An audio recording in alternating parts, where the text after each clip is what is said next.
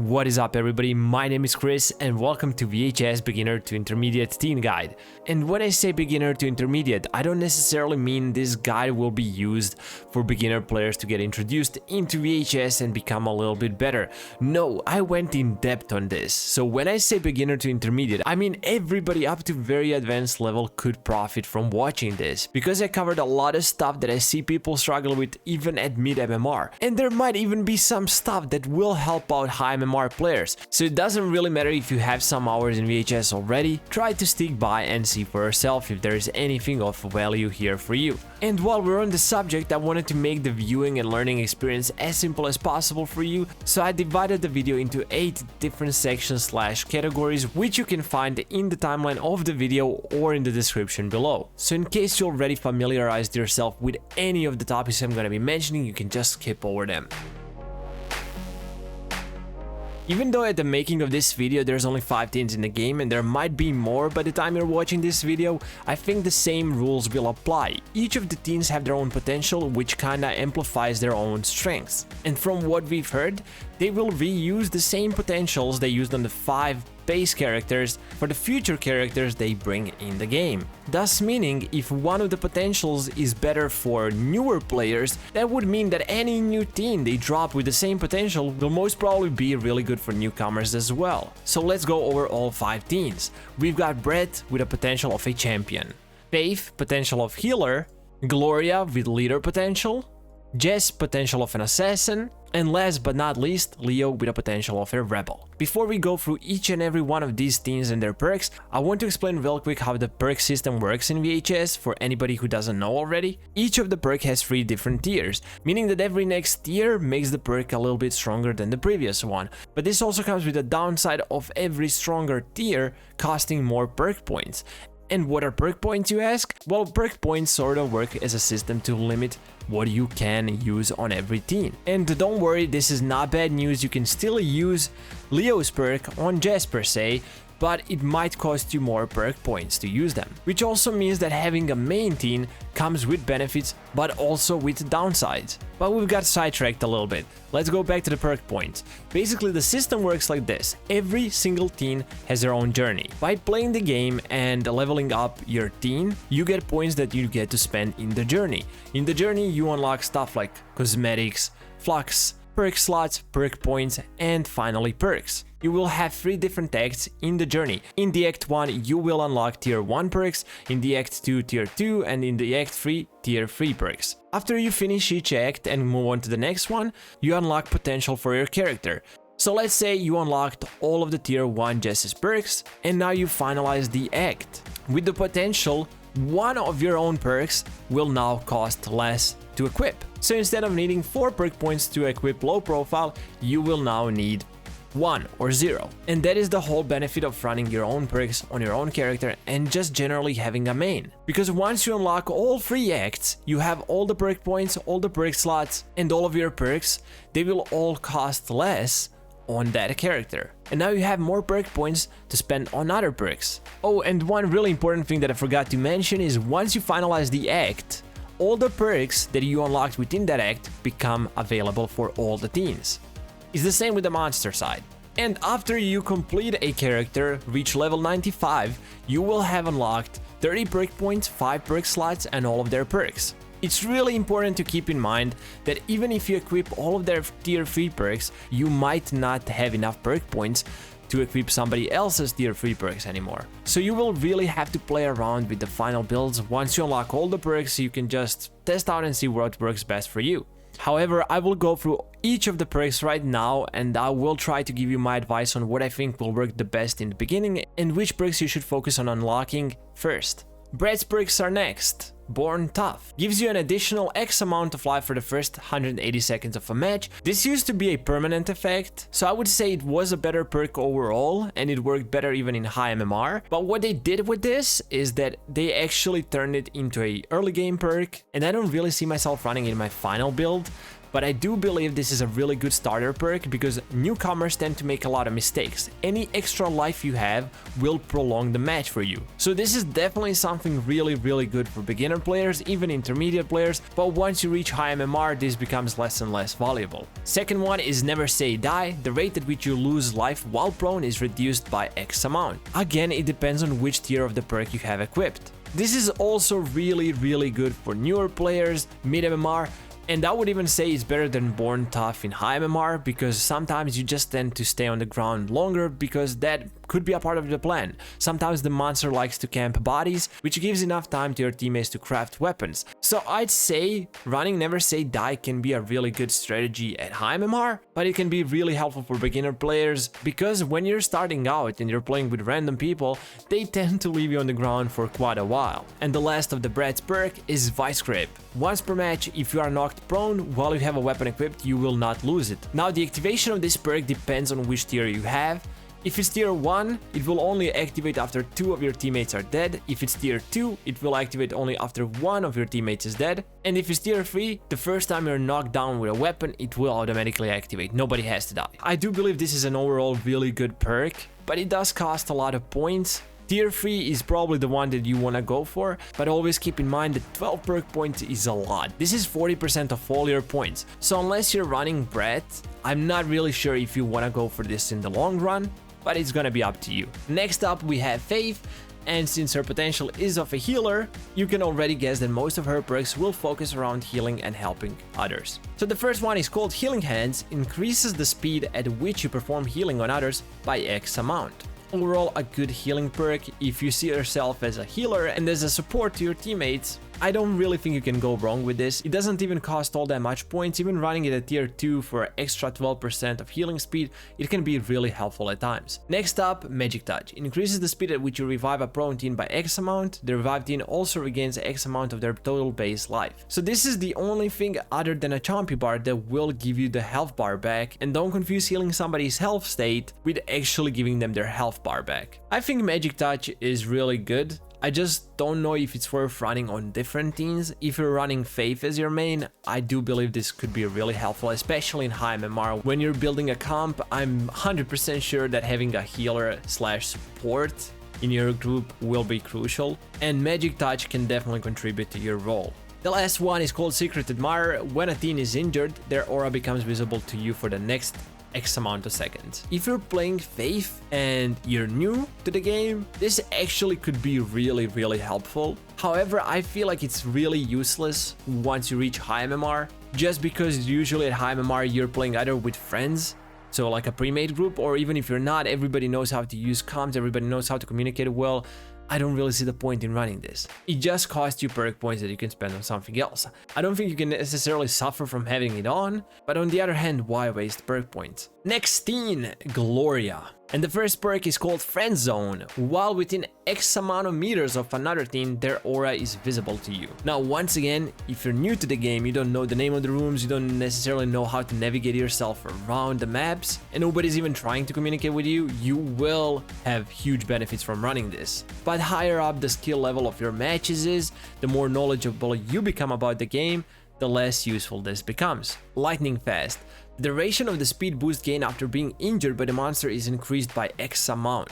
This is extremely helpful when you start out, because newcomers tend to bump into a lot of stuff, they don't know where they're going. Like after you get smacked by a monster and you're trying to get to somebody else, or maybe just get as far away from them as possible and lose them, you will not only bump into stuff constantly, you will not know where you're going. So you might by accident end up running back into them or close to them. So having extra time on that speed boost that you get from getting hit will actually help you a lot.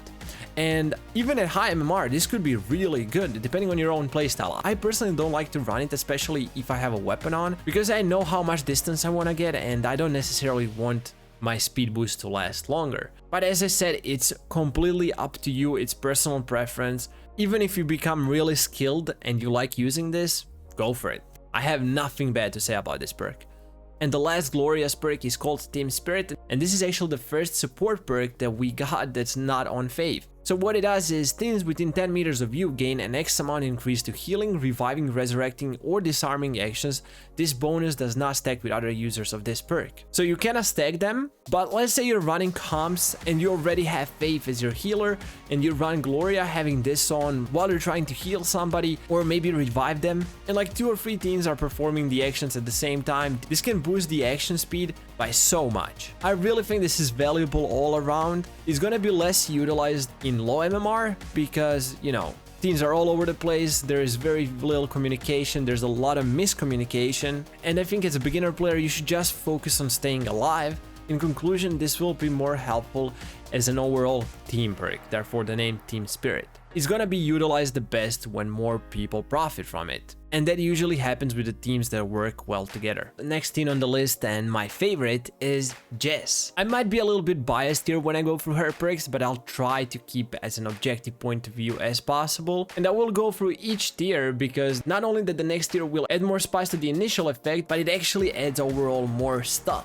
on top of it. At tier 1, the monster's aura will be visible to you for 2.5 seconds after transforming. Tier 2, the monster's aura will be visible to you for 3 seconds after transforming and while disintegrating after suffering a wound, which means after they get banished with a stigma.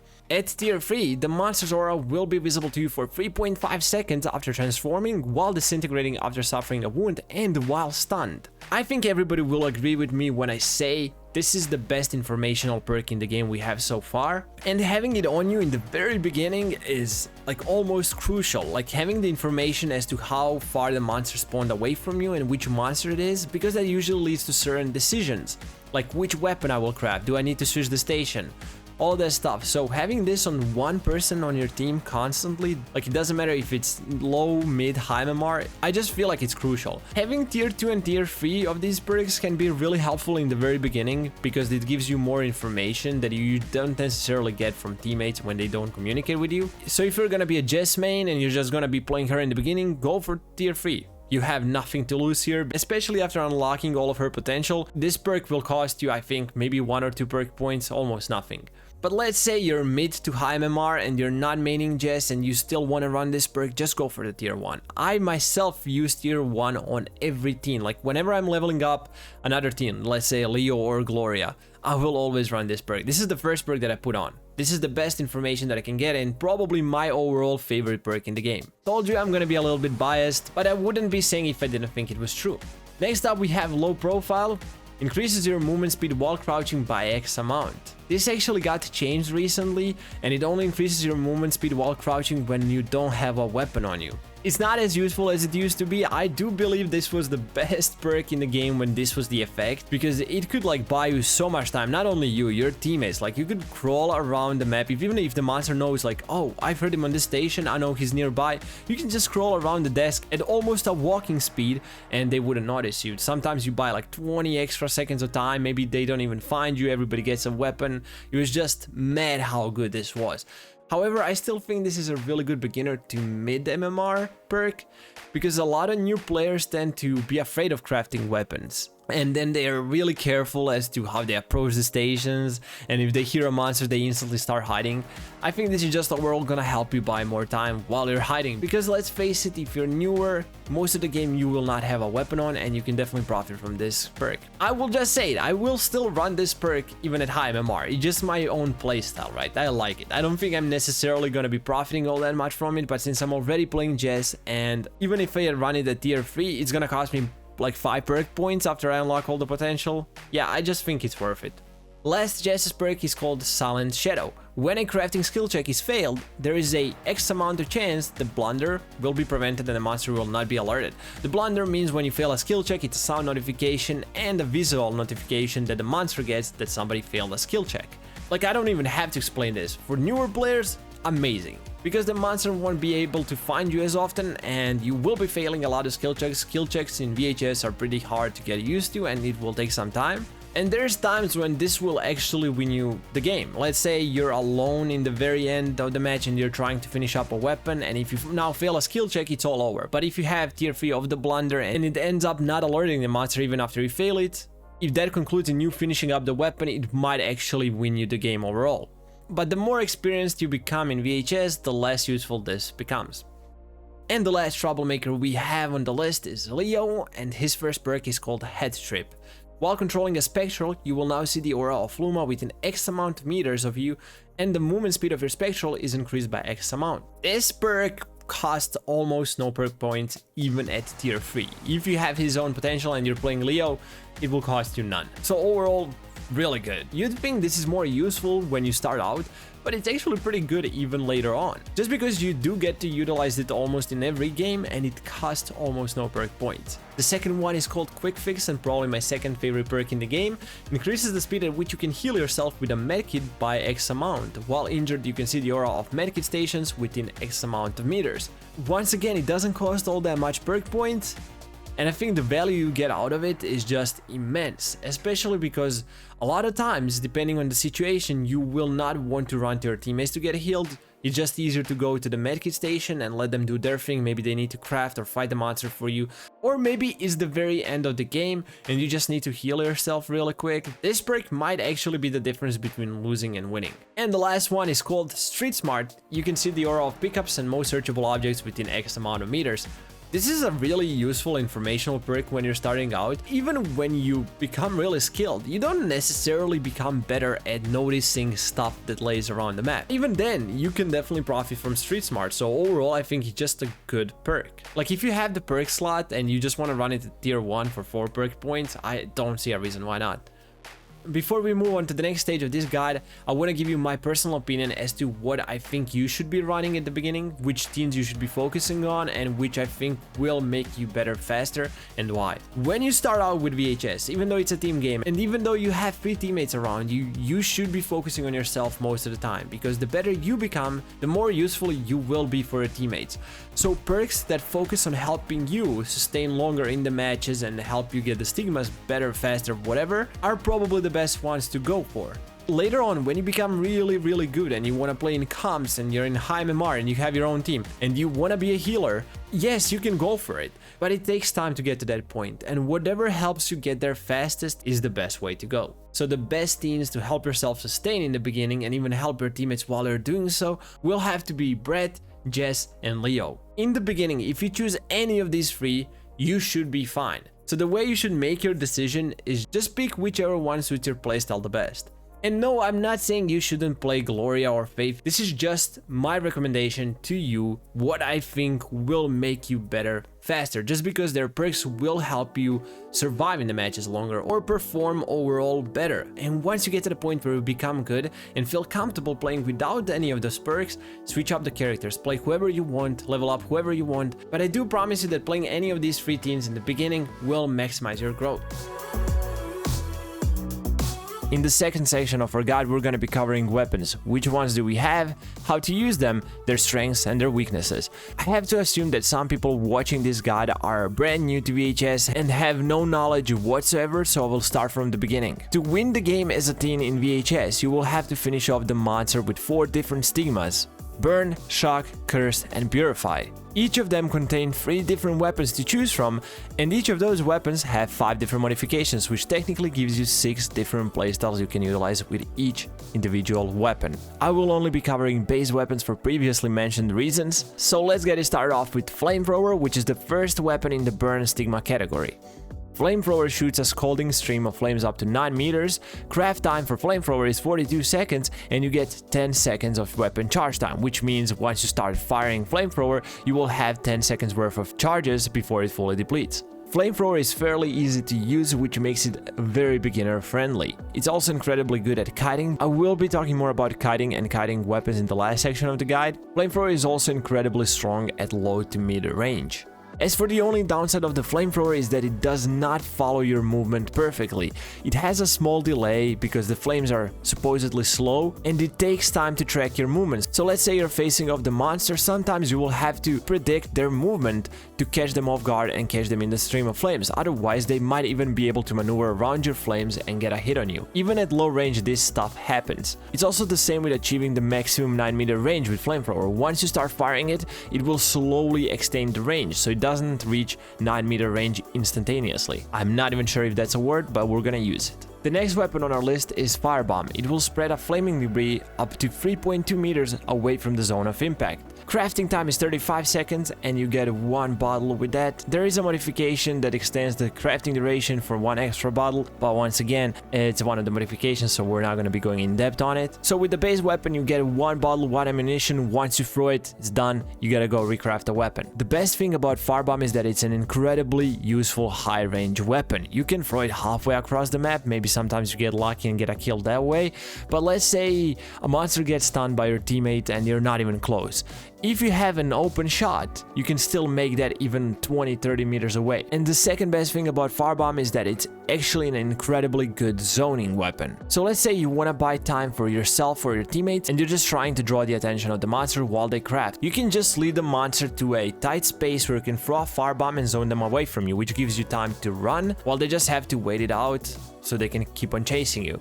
However, Molly does have 2 huge cons. Crafting one, wasting 35 seconds of your time to craft one, most of the time is not worth it if you're not good with it, if you're not patient with it. You will just waste away a weapon and then you have to recraft, which means your teammates have to buy you time or maybe somebody goes down because of it. And not only that it's high risk, it's also high skill. It's not easy to hit a firebomb even at small range. I have seen many people miss it even from 4 or 5 meters away. The smartest thing you can do at low range is just throw it to the ground, and it's gonna be much harder for the monster to evade it, but also keep this in mind. Direct hit on the monster with Molly means instant death. There is no way they can escape it, unless one of the teams take damage from the monster while they're being affected by the flames. So yeah, I wouldn't really call it a beginner-friendly weapon, but honestly, it's probably the best time for you to start crafting it in the beginning because it takes time to get used to it and it's a steep learning curve. So if you wanna get good with Firebomb, definitely start crafting it as early as possible.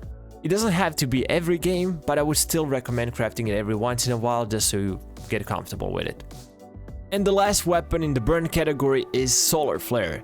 It deploys a solar power sentry with an attack range of up to 8.2 meters. When directed, the sentry will shoot a beam of energy that inflicts damage to a monster in range. The weapon will lose charge while fired or while the sentry has sight of the monster, which means you can deploy it anywhere on the map. You can stay close to it if you want, but you can also move away from it. And when we say 8.2 meters of range, it means 360. It doesn't have to be necessarily facing one direction. You can just place it in one spot, and if the monster gets in its radius, you can shoot from any angle. It takes 42 seconds to craft Solar Flare, and you get 8.5 seconds of weapon charge. The biggest pro that I can possibly think of is that it's the best zoning weapon in the game. You can literally put Solar Flare above somebody's head while they're crafting a weapon, move away from sight, and if they let you know when the monster gets in a radius, you can just shoot. There's not much the monster can do unless they're ward and they can armor up. But other than that, this is like a perfect zoning weapon. Even just placing it in random spots on the map and telling your teammates to try to lure them in towards Solar Flare. It can be really unpredictable as a weapon, but it does require a lot of teamwork. It's not easy to utilize by yourself, especially not in a chase. It takes time to place the Solar Flare, and the warm-up time to start firing is also immense. So kiting is out of the picture, and I wouldn't even call it a great kill weapon. It's more just for zoning. However, there is definitely times you will be able to get a kill with it. Next up we have Ray Gun. Point, shoot, and shock the monster with this rapid fire cosmic classic. Shock the monster with energy bolts that travel up to 40 meters. It's basically just a gun that you shoot. It's the simplest way to explain it. Craft time is 42 seconds, weapon ammunition 28 shots. I thought this was a really bad weapon when I started playing, but the more you get used to it, the better it becomes. So I would definitely call it a high skill weapon, and I would say that's both a pro and a con. Con because, you know, it takes time to get used to it. It takes time to learn how to utilize ray gun properly. But also a pro because a lot of monsters get cocky against ray gun. They think it's easy to dodge it, but if you're a god tier ray gun user, you can catch them off guard, definitely. Sometimes it's gonna cost them a stigma or maybe even a whole game. So yeah, I wouldn't exactly call ray gun beginner friendly, but it is a really strong weapon that has good mods that can help you out in case you're not comfortable with the base version of ray gun. I would also say that a big pro for it is that it has a massive range, even though it's really hard to utilize it at higher range. I'd say mid-range is where ray gun really thrives, like between 5 and 10 meters. It's also incredibly good at kiting, but once again, that requires a lot of skill. Next up on the list we have RC Flyer. Fly your RC flyer with the remote control and shock the monster up to 8 meters away. The batteries will drain while in flight and drain faster while firing. The RC flyer can be destroyed by a monster's attack, even though it's not easy to destroy it, so I'm gonna put that as a pro immediately. Crafting time is 42 seconds and battery life up to 55 seconds, which we already concluded is not always gonna be 55 seconds. If you start firing, it will drain faster. Also, one really important thing to mention, when you fire the RC flyer, it will fly slower, so always keep that in mind as well. Huge pro is that you can literally leave your body on the other side of the map, and if your communication is good enough, you will know where the monster is, you can just go chase them with the RC flyer.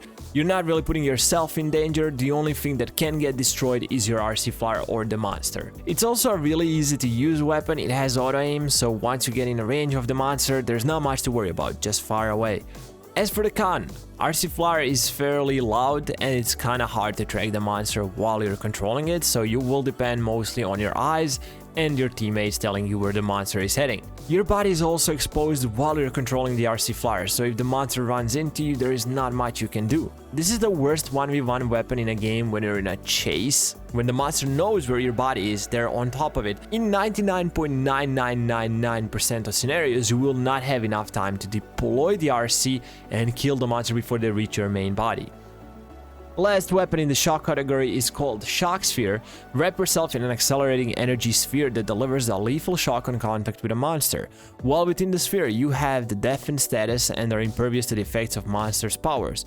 Requires energizing in 3 different fuse boxes. So this is a bit complicated. Craft time is 27 seconds, but as it mentioned, once you craft it, you will have to run around the map and charge the shock sphere at 3 different fuse boxes. You will also get 20 seconds of charge time on Shock Sphere, but one really important thing to mention about Shock Sphere is that it's the only weapon in the whole game that will start depleting even while it's warming up. Even though 20 seconds sounds like a lot, Shock Sphere is a all-in kind of weapon. Most of the time you will try to go 1v1 with Ward maybe against their armor, and you will try to outrun their armor, which lasts 12 seconds, and now if they lose you after that point, you will most probably waste at least 70% of your weapon, if not the whole thing. It can definitely be used even at low range, because the monsters sometimes get cocky and go for you while you're charging it up and still die to it, but that's more of a high risk play. And as we already did mention, it gives you deafened status effect once you're inside of that shock sphere,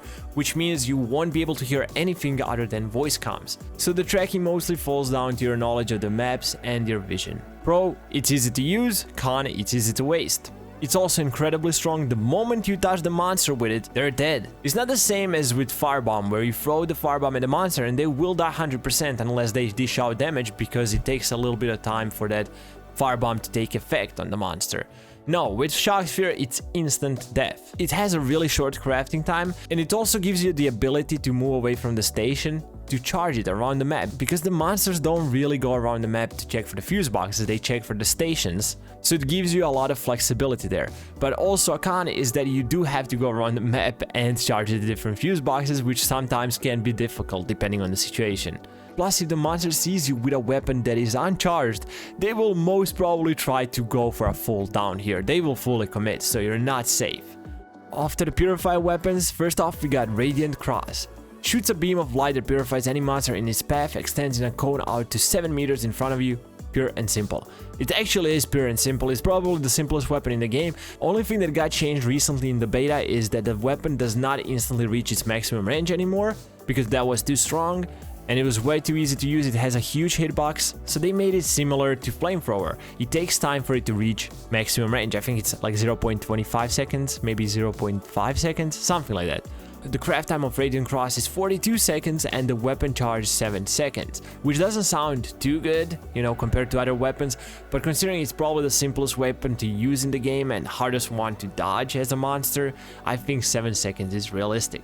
The thing that separates Radiant Cross from the first row weapons like Flamethrower and Raygun is that it's actually incredibly bad at kiting. You can still definitely use it to kite because the firing warm-up time is really low, but it has a lower slow than the other first row weapons, and on top of that it's easier to deplete, but once again we're gonna be talking about that in the last section of the video. Yes, bad for kiting. Incredibly easy to use, the easiest weapon to use in the game, really beginner friendly, and it's strong all around. Low, mid, high MMR, really strong, powerful weapon. However, it is much more predictable than most other weapons, so we gotta put that as a con. Once you go into high MMR and the monster knows you have a cross, there is much more they can do about it because they know how to play around it, and there's not much you can do with a cross that's gonna catch them off guard. Unless you do actually catch them off guard, like an ambush of some sort. Next up, Holy Slingshot. Sling a series of glory-filled grenades at the monster. A direct hit will stick the grenade to the monster and cause continuous damage. Otherwise, the grenade lands as holy ground with a 2.2 meter radius lasting 5 seconds, which purifies any monster within. Crafting time is 42 seconds and you get 2 shots with it. It's the same as Firebomb. Direct hit will kill the monster, it just starts applying continuous damage, so as long as nobody gets hit after you directly hit the monster with a slingshot, they will be dead. You can also shoot it at the floor or a wall, which will stick a grenade to it and it will extend up to 2.2 meters, which if the monster starts passing through, they will start taking damage and maybe even die. It is a bit harder to kill their way with a slingshot than it is with a firebomb, but it still works well. So if you just want to shoot it at the floor, go ahead. It has really similar pros and cons list to Firebomb. High risk, high reward kind of weapon, high skilled, but I wouldn't call it as good of a zoning weapon, and they don't shoot in the same way. Slingshot has a direct travel range, which means it will go directly where you send it, and Firebomb is thrown into the air and then it slowly starts going down, which means any high objects or obstacles might interfere with your kill. As with Holy Slingshot, it's much easier to actually shoot where you want to shoot, and Slingshot you can potentially even shoot further away, just because of the same reason. But on the downside, it's not as good for zoning, because Firebomb spreads further out. Off to the last purified weapon and my favorite, Sacred Staff. A mystical healer staff that once fully energized can stream purify energy up to 12 meters. Heal other teams to energize the staff. If all living teams are healthy, it will start to energize itself. Crafting time is 27 seconds and you get 7 seconds of weapon charge, which once again doesn't sound too good compared to other weapons, but considering the immense range that it has, it's insane. And let me explain how this actually works. Again, it has a really short crafting time, which is a definite bonus, but it is one more charging weapon, which means before it can get used, you need to charge it. Since Sacred Staff thrives on positive energy, you charge it with healing other teams. And to get it charged, you will need to heal one team fully and another one up to around 50%, which is not a small amount, but the good news is that it does charge automatically once all the teams are healthy. So if you get to another team, you fully heal them and you get your stuff up to around 70% charges, and now everybody's healed. As long as nobody gets smacked for another 5 seconds or so, your staff will get fully charged by itself. And once it's ready to use, it's probably the strongest weapon in the game. It has high range, it has 12 meter range, which we already did talk about, and on top of that it has auto aim, which makes it even easier to use. So the monster really have to be careful how close they get to you, especially because it's so hard for them to dodge it. And not only that, but because of the way you hold the staff, you can actually shoot it over small railings, which means monsters won't have to be only really careful in open spaces, but also around stairs and obstacles. And we're down to the last stigma, which is Curse, and the first weapon is called Cursed Sword, one of my favorite weapons once again. Swing this supernatural blade to release his demonic curse. The dark energy lingers to torment any monster in its wake for 1.5 seconds. Crafting time of the Cursed Sword is 42 seconds and you get 10 swings with it.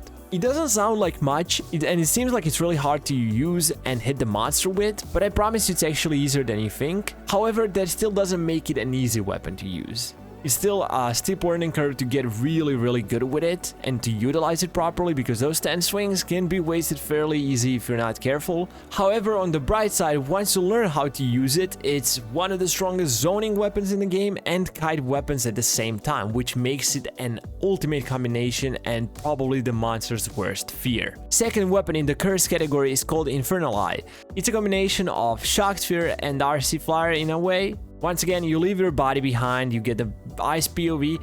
While you're controlling it, you get very little to no sound, so you will depend on your vision and on your teammates to navigate you around. The only difference between the I and the RC Flyer is that I will kill directly on hit and the monster can't destroy it. Craft time is 42 seconds and the summon lifetime 25 seconds, which means you will be able to control it 25 seconds before you deplete it fully. On the bright side, it's easy to use, but on the downside, it's hard to track with it. If you lose the monster while you're tracking them, you might have already lost 50% of your charges or maybe even more, so there is a good chance that you only get like 1 or 2 good use out of it. And hopefully there's gonna be enough to kill the monster with. I don't even think I need to mention it, but your body will be exposed while you're using the eye, so that's a downside, even though it can be an upside if you leave your body really far away, but you will have to waste a lot of charges to get to the monster, which could already be like 20, 30, 40, 50% of your charges.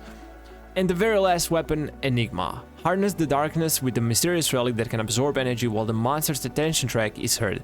Energy is absorbed even faster when the monster is in direct line of sight. When fully energized, shoot a punishing beam of torment up to 12 meters away that curses the monster. Crafting time is 27 seconds, weapon charge time is 7 seconds, so you already probably guessed it, it is basically the same as Staff, the only difference being the way you charge them, and Enigma does have a bit of a different hitbox. You don't shoot it as from high up as you do Staff, which means it's harder to get the kills over the railings. I just overall think Staff has a better hitbox, but in all other ways they're pretty much the same. But I would also say that it's incredibly hard to charge at times. You will depend a lot on your teammates to be able to charge it. Because with Staff, you can get as far away from a monster as possible to heal somebody or heal yourself, which will put you in a safe spot. With Enigma, it's the exact opposite. You have to get close to the monster. And once you start charging it, Enigma will start producing a charging noise, which the monster can then notice and use to track you down. And if you want to charge it really fast, you will have to be right in front of the monster, which means they will see you charging it. Then you depend on your teammates to defend you, defend your body, but after it's done, it is a pretty good weapon. And that's gonna be all about weapons for now. Let's move on to the next step, introduction to monsters and how to counter them.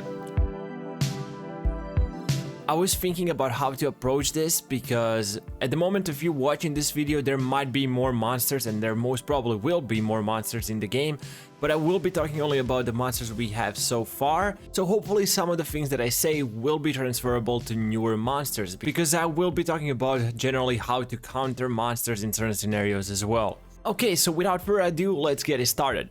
Before we talk about the monsters and their powers and how to counter each and every one of them, I think it's important for you to know that each monster actually functions in a similar way. Every monster will have 3 abilities: offensive, defensive, and tracking. Obviously, each monster will have their own version of each of those abilities, but that is just generally how it works. VHS developers probably did a lot of testing for the past couple of years and found this the best possible way to balance out the monsters against 4 teams who will wield weapons, which means you can't only play offensive all game long. Even more so in high MMR, the case is that you will have to play defensive most of the game as the monster. Alright, before we make this any more complicated, let's head on to each and every monster. I will tell you what their abilities are and then I will tell you what the best way to counter each of them is. The first Ward's ability and also his offensive ability is called Leap.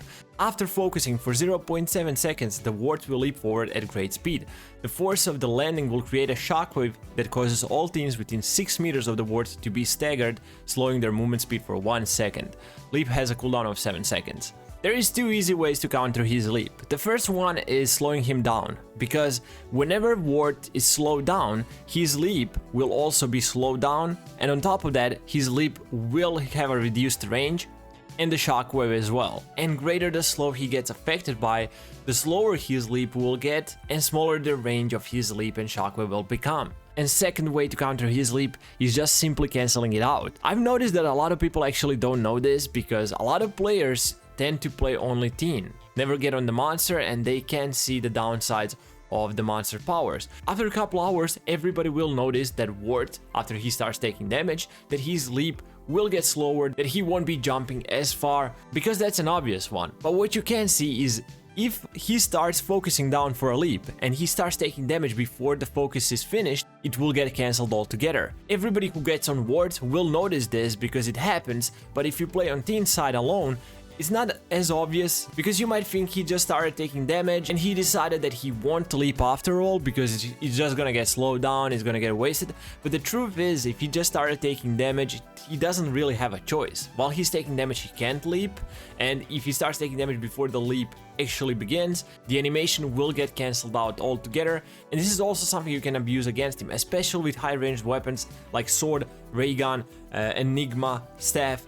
All of these will work great to cancel out his leap or even to just slow him down once he starts leaping. The second Ward's ability and his ultimate defense is called Acid Armor. After focusing for 1.5 seconds, the Ward will cover themselves with protective acid, gaining the armored status.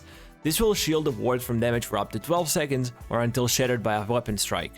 If the armor is shattered, the Ward will flinch, unable to perform most actions for 1 second. Acid Armor has a cooldown of 32 seconds. So as you already figured out, this is his defense. If he armors up and you try to kill him, you will just be breaking his armor instead. And the best way to counter his armor is kiting weapons. We're talking about 1v1 situation here, and if you're by yourself, you have nobody next to you, and you can't just break armor and then somebody else finishes him off, the weapons that will work great here are the kiting weapons. This is something that I mentioned in the previous section of the guide. Weapons like flamethrower, ray gun, and sword are gonna be amazing against Ward. Not only because you can slow him down and keep him in one spot and just zone him away from yourself or your teammates, but also because it's great in 1v1 scenarios. Once you get incredibly good at kiting, and if you know that monster can maneuver around you and you can predict his movements and stuff, and you can keep him at bay while he's armored up, there's not much he can do other than try to draw out your ammunition, which will also buy time for teammates to craft or get to you, so there's very little counterplay. And that's what I meant when I said the monster has to play defensive most of the game once you have weapons, especially Ward. Ward is probably the most defensive monster in the game at the moment, just because he doesn't have all that much to push, and he can play that way. He has the armor that will protect him, that can draw out the ammunition, he can push while he has it up, and then he will just pull back and do the same thing again once everything is off cooldown. So yes, the first big weakness of Acid Armor is kiting weapons. The second one was mentioned in the abilities description. If the armor is shattered, the Ward will flinch, unable to perform most actions for 1 second. This actually means more than you think. If you're 2v1 against Ward and one of you breaks the armor, that means after the armor is gone, he stops taking damage altogether. Now he gets his full speed back, which could potentially let him close in on you and get the hit before you can finish him off with another weapon. However, with that flinch status, he won't be able to perform anything, including hitting you, and this is the crucial moment to finish him off. And Ward's tracking ability is called echolocation. After focusing for 1.8 seconds, the Ward will emit a resonating pulse across the entire map. 2.5 seconds later, an after image of all active teams at the time echolocation was used will be shown to the Ward for 8.5 seconds. Echolocation has a cooldown of 35 seconds. Honestly, there is not much to tell here. I think it's easy to counter echolocation if you're really far away, because this is a double-edged sword. Yes, Ward will get information on where everybody is on the map, but at the moment of echolocating, it takes him probably a couple of seconds to get to the other side of the map, or maybe even like 10-15 seconds. By that time, you can go all the way around the map to your teammates, to heal on another crafting station. It all depends on the situation, but I feel like it's so easy to counter him, especially later on in a 1v1, because you can use that information to your advantage. You know he will echolocate, and then you know that he will go and check the station he's seen you on. So you can just fake craft on one station and go back to the station you were crafting on. If you know how to time his cooldowns, this is just gonna be way too easy to manipulate. But on the other hand, it is a good piece of information for Ward to keep tabs on everybody, just because if he knows where you were crafting, he can move you away from that station and buy himself more time, or sometimes he will be even able to find you, because if there is 3 more alive teams on the map, you're not necessarily gonna think he's gonna go for me. What are the chances, right? He's just gonna go for somebody else, and then he shows up on you. So it can be unpredictable and predictable at the same time, but it's easy to play around. You will get used to it. And overall, the best way to counter Ward is to pair up. The best part of his kit is the ultimate defense he can use while he's pushing, which means he armors up, uses his leap to get closer to you. So pairing up, having 2 weapons at all times, it just makes it incredibly hard for him to push, because he will be risking losing 1 stigma all the time. Okay, let's talk about Werewolf. His first ability is called Berserk. After focusing for 0.8 seconds, the werewolf enters the Berserk state that increases their run, lunge and wall speed by 24%, and their movement speed while recovering from a missed attack by 14% for 12 seconds. During Berserk, the distance at which the tension track can be heard by teens is increased by 5%.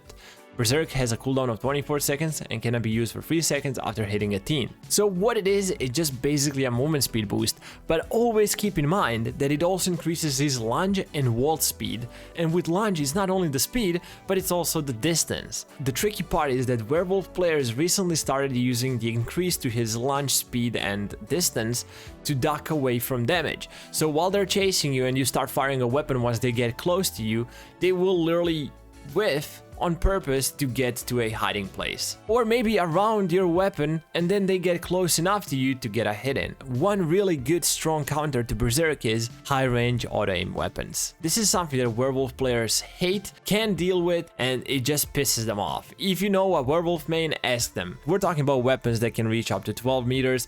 Enigma can go up to 14.4 meters with one of the modifications. When you have those weapons on, they need to keep a huge amount of distance between the two of you, and he just can't get close enough to hit you. Which actually brings me to the next ability, which is called Howl. After focusing for 1 second, the werewolf lets out a terrifying howl, causing all living teens within 30 meters to cover in fear. Cowering teens are unable to attack or perform most actions for 8.5 seconds, which I think was buffed recently to more. Howl has a cooldown of 28 seconds. So this is actually what they do. They use Berserk to start closing in on you. Wait for you to make a mistake and get closer to you, duck away behind something, then howl to make you cover so you can't use your weapon, and by the time the cowering stops, they will be close enough to get a hit on you. And to counter his howl ability is to keep your distance at all times. And the best way to keep your distance at all times is to have high range auto aim weapons. Or just generally high range weapons. If you're skilled enough to go against a really speedy werewolf with a sword, go for it. And while we're talking about Howl, there is one crucial mistake that I see a lot of players make, especially in low to mid MMR, and that is that they don't run in a straight line. They just go all over the place. Let's say you have a staff, and werewolf gets lucky, they get closer to you than they were supposed to, so by the time they hide behind something and focus for 1 second to howl, you already have extra distance. And most of the time you will have enough distance to keep on running, get away, and by the time cowering stops, you will have time to start firing and kill them. All you need to do to achieve that, if you already had enough initial distance, is to keep running in a straight line. Don't let him close in on you more than he has to. If you're running for a hallway, just run in a straight line. And if you're gonna cut corner, cut it as close to the wall as possible. Don't zigzag around, don't go right then thinking, oh, I should go left now. Also, there is no point in going into small rooms and trying to confuse him, because you might just end up confusing yourself as to where you're supposed to go or what you're supposed to do. All you need to do is learn how much distance you need to keep between yourself and werewolf before he howls. And the last of his abilities is called Hunt. After focusing for 1.5 seconds, the werewolf enters a hunting state for 25 seconds. While in this state, they will be able to detect the presence of any living teens up to 24 meters away via heartbeat sound that increases in frequency the closer the teens are. Hunt has a cooldown of 55 seconds. I don't even think I have to say this. There is literally no way to counter this. One example that pops to mind, we were on high school in one of the locker rooms where there's like a lot of corners, a lot of stuff you can hide behind, and it can get confusing for monsters, especially because their POV is just so dense. I know that I had low profile on, so I could like sneak around really quickly, and he was checking the lockers, it was just all over the place, but it usually doesn't work. Hunt is a bulletproof ability. The best way to counter this is just to catch them off guard, in case they don't howl once they approach you. If you have a weapon, just kill them. You can't really escape it if he starts howling next to you. He will find you. However, one thing that I can tell you on how you should be approaching him if you think he's gonna hunt. So if you know he's coming your way, he's coming close to you, and you know you can hide if he doesn't hunt, but you have a feeling he will be using it, just get away. It's much less risky to start crawling now or even running than if he does hunt and you will get found almost 100%. Also, you need to do it really early. You will be able to hear the animation of the hunt even at high range. So if you hear it and you know he's approaching you, just start running. Hunt actually might confuse him. He might not be able to hear the footsteps while you're running away. If you're about 20 plus meters away from him, just take a chance. If you know he's coming your way, you got nothing to lose. Overall, best way to counter werewolf is to always have multiple weapons on. So what I mean here is it doesn't matter in which situation, even if he's down to 2 stigmas, you have a kill weapon and now you have a chance to kill him. Killing him means you guys drop to 0 weapons. So let's say you have teammates who need to heal and you got no progress on any weapons whatsoever. If you bring yourself down to 0 weapons, it doesn't matter if he's down to 1 stigma. Getting that one final weapon will be so goddamn hard. We already concluded that he's incredibly fast, that it's incredibly hard to hide from him. Putting yourself down to 0 weapons where he can snowball and control the map is a really bad idea. So maybe putting off on a kill, enabling your teammates to heal and craft 3 more weapons. In the process, if you don't manage to get a kill with that weapon and you have to recraft, I would still call that a win against a good werewolf. Because now he can't snowball. You're just gonna go recraft. If you have 4 weapons, you have better chances of winning an overall match than you would if you just took away that stigma and let him snowball. The last monster and the trickiest of them all is called Dollmaster. His abilities are a bit complicated and there is a lot to explain, so I'm just gonna try to put it in my own words and try to make it as simple as possible for everybody. The first ability is actually very simple. He places the dolls around the map that he can then control, but while they're dormant around the map, he uses them to track down teens. Whenever a teen gets in within 22 meters of a doll, it will start glowing yellow, which will notify Dollmaster that somebody is nearby. If the teen walks over a doll, they will get tripped, which will trigger a sound effect and a different visual cue for the Dollmaster, and also an ability for the Dollmaster to possess them faster. In his base ability, Dollmaster can place up to 5 dolls around the map, but the dolls can also be disarmed by teens or destroyed, and every time they do get destroyed or disarmed, the doll count goes down by 1, to a minimum of 1 doll. If the Dollmaster hits somebody, he will get one of his dolls back, and every time he gets banished, he will get all of them back. So the best way to counter his dolls is to try to track them down and disarm them. These dolls are used for him to control the map. The more he has, the better he will control the map. So if you disarm and kill the dolls and drop him down to 1, his pressure becomes much lower. The second power is called Doll Possession, and while he's possessing a doll, he can do a couple of things. First thing that he can do is jump with it. Similar to Ward's jump, the dolls just don't leave a staggering shockwave. He can also switch the doll possession, which means he can switch from a doll to doll. Obviously there is a cooldown to that. While he's possessing a doll, if anybody with a weapon goes for his main body and gets within 22 meters of it, a colored border will appear around the screen to alert the Dollmaster. If a teen happens to kill the doll, Dollmaster's main body will then get stunned and will also get exposed for the next 13 seconds. When you're playing against Dollmaster, countering his dolls is probably the most crucial thing you can do. And the best way to counter his dolls is to simply have doll kill weapons. When I say doll kill weapons, that means weapons that dolls will have a hard time dodging. Like Cross, which has a broken hitbox in my opinion, and against dolls probably the most perfect weapon you can have. Also a staff, because it's an auto aim, as we already figured it's fairly easy to charge. Both of those will actually work great both against Dollmaster and his dolls. Flamethrower is also one of the weapons that will be very useful against his dolls. Solar Flare is definitely good. We already figured that Enigma is very similar to Staff, but I will beg you to not craft Enigmas against Dollmaster, because it's even harder to charge them against Dollmaster than it is against other monsters. As I already explained, with Enigma you have to get within a certain radius of the monster to be able to charge it. The problem with the Dollmaster is that if he's not in his body and he's possessing a doll, you can't charge it while pointing at his body or being close to his main body. You then have to be close to the doll. But then if you're charging on the doll and he drops it, then you have to go to his body and maybe he switches to another doll. It's just really hard to charge. Even though it works great against both his main body and against dolls, I just wouldn't craft it, it's not worth it. Also, when you're versing dolls, and this will help you against any monster, learn how to pre-fire and when to pre-fire. Certain weapons take longer to warm up, and if the doll is just hiding behind a corner, closing in on you, they might use the leap to get close enough to you. By the time you start firing, the weapon is gonna be too late. So learn their pattern. A lot of Dollmasters play this very similarly. They will have a very similar decision making as to when they're gonna start jumping, so if you learn their pattern, you can definitely learn when to pre-fire, which will generally just help you get better against Dollmaster and his dolls. And the last of the Dollmaster's ability is called Doll Teleport. It's exactly what it sounds like.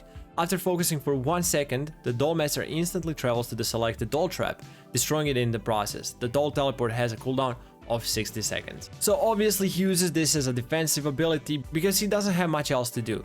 He usually tends to hide his body while he's controlling dolls, and once you start ganging up on his body with multiple weapons, he will have to use doll teleport to get away from you, otherwise he will be dead almost certainly. There is two ways to counter doll teleport. The first one is to track down the dolls and the doll placement, because he has to teleport to one of the dolls he placed around the map. If you approximately know where his dolls are, you know where to look for him next. Also, almost every doll master has a pattern they love on each map.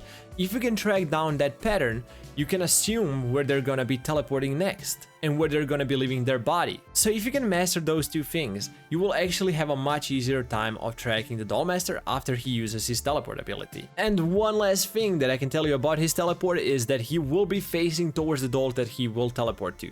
So if you see him teleporting, pay attention to where he's facing, because that's where he teleported to. Unless he's using Outcast, which will make him teleport to the furthest away doll, but that is almost certainly not the case. Nobody likes using Outcast. And the best possible advice on how to play and win against Dollmaster I can give you, just generally what works, is to keep somebody on his body at all times. I mean somebody with a weapon. I already told you that he does get notified whenever somebody gets in a close proximity of him, and this is where Dollmaster players start freaking out, because if they start controlling the doll, they put their own body at risk of being defenseless. So I see a lot of people play this way, right? Like, they craft a weapon, then they go to a different station to their friend and try to defend them. Yes, this is gonna work, this is fine. When he starts controlling a doll, you will kill off the doll, your friend will then maybe get a weapon, or you can start crafting a new one, and you will slowly deplete his doll count. But if he gets a bit lucky and he knows how to evade your weapon, whatever, he gets a couple of hits in, this can just go on forever until he actually downs all of you or kills all of you. You need that pressure because it works much better. This way you can have only one person on him at all times, while 3 other people can just freely craft weapons, disarm dolls, because he won't dare to pressure you guys while there is somebody standing right next to him with a weapon. Obviously there is more to think about versing every single one of these monsters. This is just the main stuff that I always think about and I always keep in mind when I'm versing any of them, and that do help me with winning the matches. If you guys have any questions, concerns, or if you want to add something, just generally talk about the monsters, how to counter them and all that stuff, please, comment section is wide open, use it as you will. Meanwhile, we're gonna move on to the next stage of our guide, pings and voice comms. One thing that I really love about VHS is that it does offer a pinging system, which is not something that I've really seen in asymmetrical games so far, and I do believe it to be a crucial source of information when you play in a team. Also, the built-in voice comms are a great idea. Obviously, this will come with a couple of downsides as well, because, you know, it's an online game, people can get toxic, but I do believe it to be a mainly good thing. So let's start it off with pings. There is 2 different kinds, self-ping and directional ping. When used, they will look a little bit different, and they also pop up with different sound cues, just so it's easier for one to identify which ping has been used. And here is why this is important. Even though I think it's kind of obvious, I do believe we need to mention it. Self-ping will mostly be used for the actions that involve yourself, and directional ping for everything else. Let me give you a couple of examples. If you're crafting on a station, you will ping yourself to let everybody know, I'm crafting here. If you want to let them know where the monster is, you will use a directional ping. Once again, you're trying to meet up with somebody and you're letting them know which way you're running, you will most probably use self-ping, even though it is possible to use directional if you want to let them know where you're gonna be running. If you want to ping a specific item, like a Book of the Dead, or just a pop can, you can use a directional ping. Which also brings me to one more thing which is great. Visual cues change up depending on what you ping, or in case you're performing a certain action and you use a self-ping, like healing or crafting on a station, it will pop up with a different visual cue. On top of that, if you're crafting a weapon, it will show the progress on your weapon to everybody. It's the same with directional ping. If you ping on something specific, it most probably has a visual cue. For example, a locker, medkit station, crafting station, an item like a pop can or a chompy bar or a vending machine. It will also work if you ping a Dollmaster's doll. One also great addition they added to the game recently is if you ping the Book of the Dead after you're dead. So you go into a spectral form, if you find the book and ping it then, the aura of the book will be shown to all other teams permanently. Or at least until it's picked up. Now that we covered pings and how they work, I want to talk about pings and voice comm and when you should be using them and why. Because there is a wrong way to use them. I know a lot of people will tell you if you're not using voice comms, you should just ping as often as possible.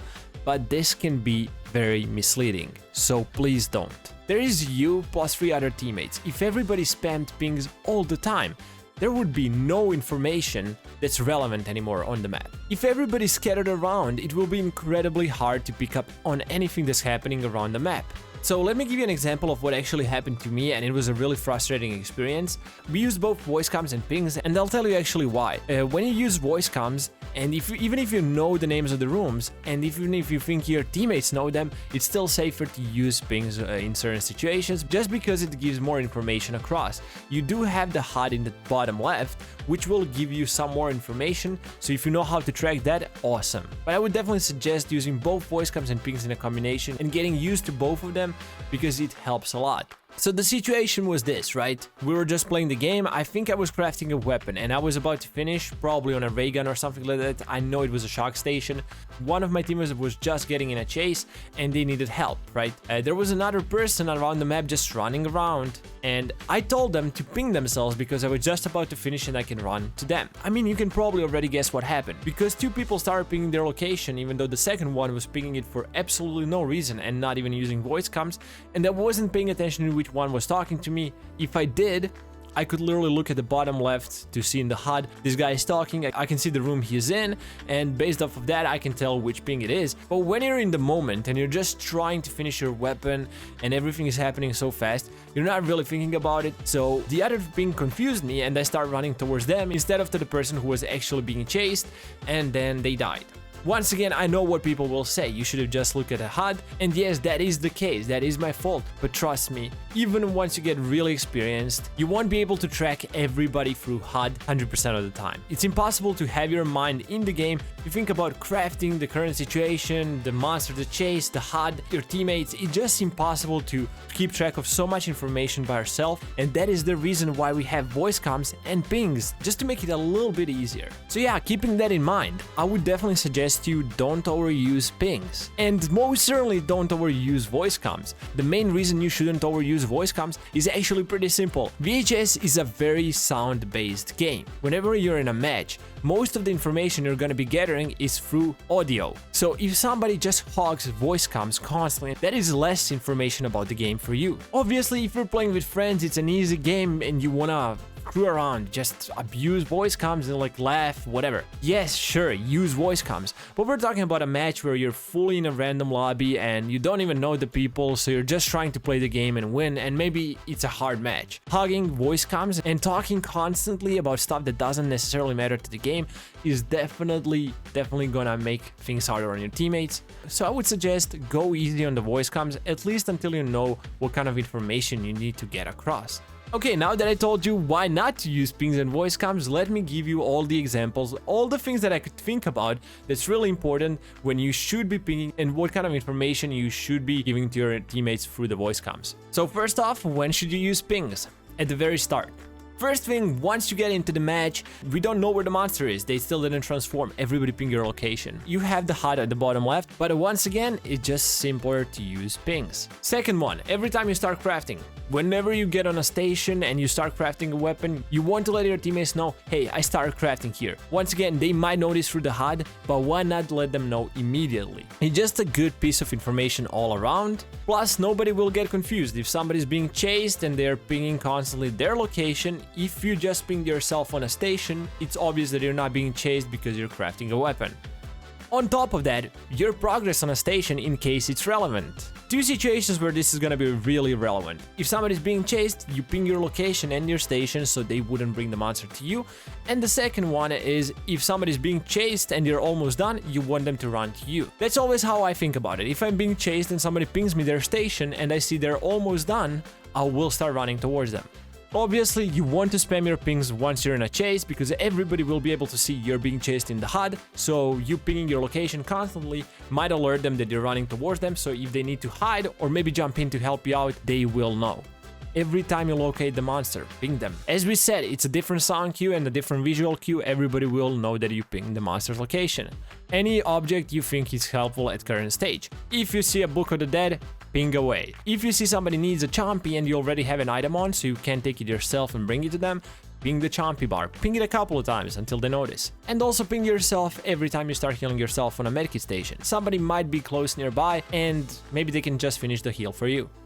But on top of that, you can get more information across the voice comms than you can for the pings, so this is a couple more things you should be telling your teammates through the voice comms. Explain your pathing. Pretty simple. Same as when you ping yourself constantly mid-chase, this one can just be with more details, right? You can explain your pathing and you can explain where you're gonna be heading and what's your plan. Number 2, ask to meet at a certain spot for ambush, help, or heal. I don't even think I need to explain this one. Next up, navigate the person that's being chased to or away from yourself while the monster is on them. Again, simple. Away from yourself if you're crafting a weapon, healing, or doing whatever action you don't want to get interrupted, or to yourself if you have a weapon and you're trying to help them out. You can also tell your teammates about the consumables around the map. So let's say you're playing on high school and 2 minutes ago you were in the cafeteria where you've seen a Chompy bar and now somebody needs it, but you're not nearby so you can't really ping it or you don't have time to go back to the cafeteria and ping it then. You just tell them, I've seen a Chompy bar there like a couple minutes ago, you can go check there. If not, I'll look around the map for you and let you know. And lastly, point out the pattern in monster's movement or any predictions you have regarding that. I think this is actually something that people don't really focus on enough, but I've played with a couple of players before who do the same thing as me. We usually track the monster and try to see what they like to do, what they tend to do throughout the match, because there's a lot of monsters who stick to one side of the map for whatever reason, or stick to certain stations, sometimes even once the stigma was done. Like they would just hog certain stations. And they like to point those things out. So I tell my teammates, yo, don't go to that station, you're not gonna be okay, because he constantly checks up on it. Like ever since the game began, he was on that station like 20 times. But if you go to like other side of the map and go to the curse station, whatever, he just doesn't go there. Like you're gonna be safer. It's a much better chance for you to be able to craft a weapon without getting interrupted. This kind of information really does matter, and if you do keep track of it, please don't keep it to yourself. Your teammates can profit off it as well, so use the voice comms to tell them. This is what they're meant for, right? Lesson number 5, consumables. I was a bit torn if I should actually talk about this or not, because there's not much to know. There's not a lot of consumables in the game, at least not the ones that you get to use in every single game, but then I realized that they do affect the game quite a bit sometimes, so let's just go over them, explain what they do and how we can acquire them. First off, we got a Chompy bar. Chompy bar is your besto friendo when you're trying to survive in a chase with a monster and you're almost dead. What Chompy bar does is once you eat it up, across the next 7 seconds, it will return 20% of your health bar back, so please don't confuse it with healing. When somebody else heals you or you heal yourself, the only thing that you get back is your health state, so you can go from injured to healthy. But to get your health bar back, you will either need a magic touch or a Chompy bar. If you're brand new to VHS, I know exactly what you're thinking. Once you get hit, I'll just go around the map, look for some Chompy bars and get my health bar back, which is not how you use them. You have a very limited amount of Chompy bars in every single match, so you wanna save them for a crucial moment. And that moment is when you're being chased and you're about to get killed. So the way for you to check if you're in critical health or not is not to look at your health bar, because it takes time to get used to what is critical or not. You can just look at your icon next to the health bar. If you have a skull next to your head, that means the next time you get knocked down, you're gonna be dead. And this is the moment when you want to eat a Chompy bar. Once again, if the monster is not enraged and they can knock you down instantly and you're healthy, there is no point in you wasting a Chompy bar. But if you're injured and being chased by the monster, next time you get hit, you're dead, eat a Chompy. Just always try to time it well, so you have those 7 seconds for it to take effect. And that's the way you use a Chompy bar. Next up, we got a Clash Cola aka Pop Can. So it's basically an energy drink. You drink it, you speed up. I do believe that both Pop Can and Chompy bar work as a second chance kind of consumable, so they're very precious. Don't abuse them. There is a very limited amount in every single match, so if you find one, cherish it, love it, give it a nice little bath, feed it, put it to sleep, and when you use it, you better know you used it for a goddamn good reason. Obviously, the first way you can use a popcan is just to get some distance between the monster and yourself to buy yourself more time. You can also use it to help yourself win a fight. If you have a weapon on and you need a little bit of distance to use your weapon, that is also a good time to use a popcan, or maybe you want to push the monster. This one is a little bit more risky and it takes some getting used to, but the popcan does make you faster than the monster, so if you want to use it to try and push him, maybe even get a kill, go for it.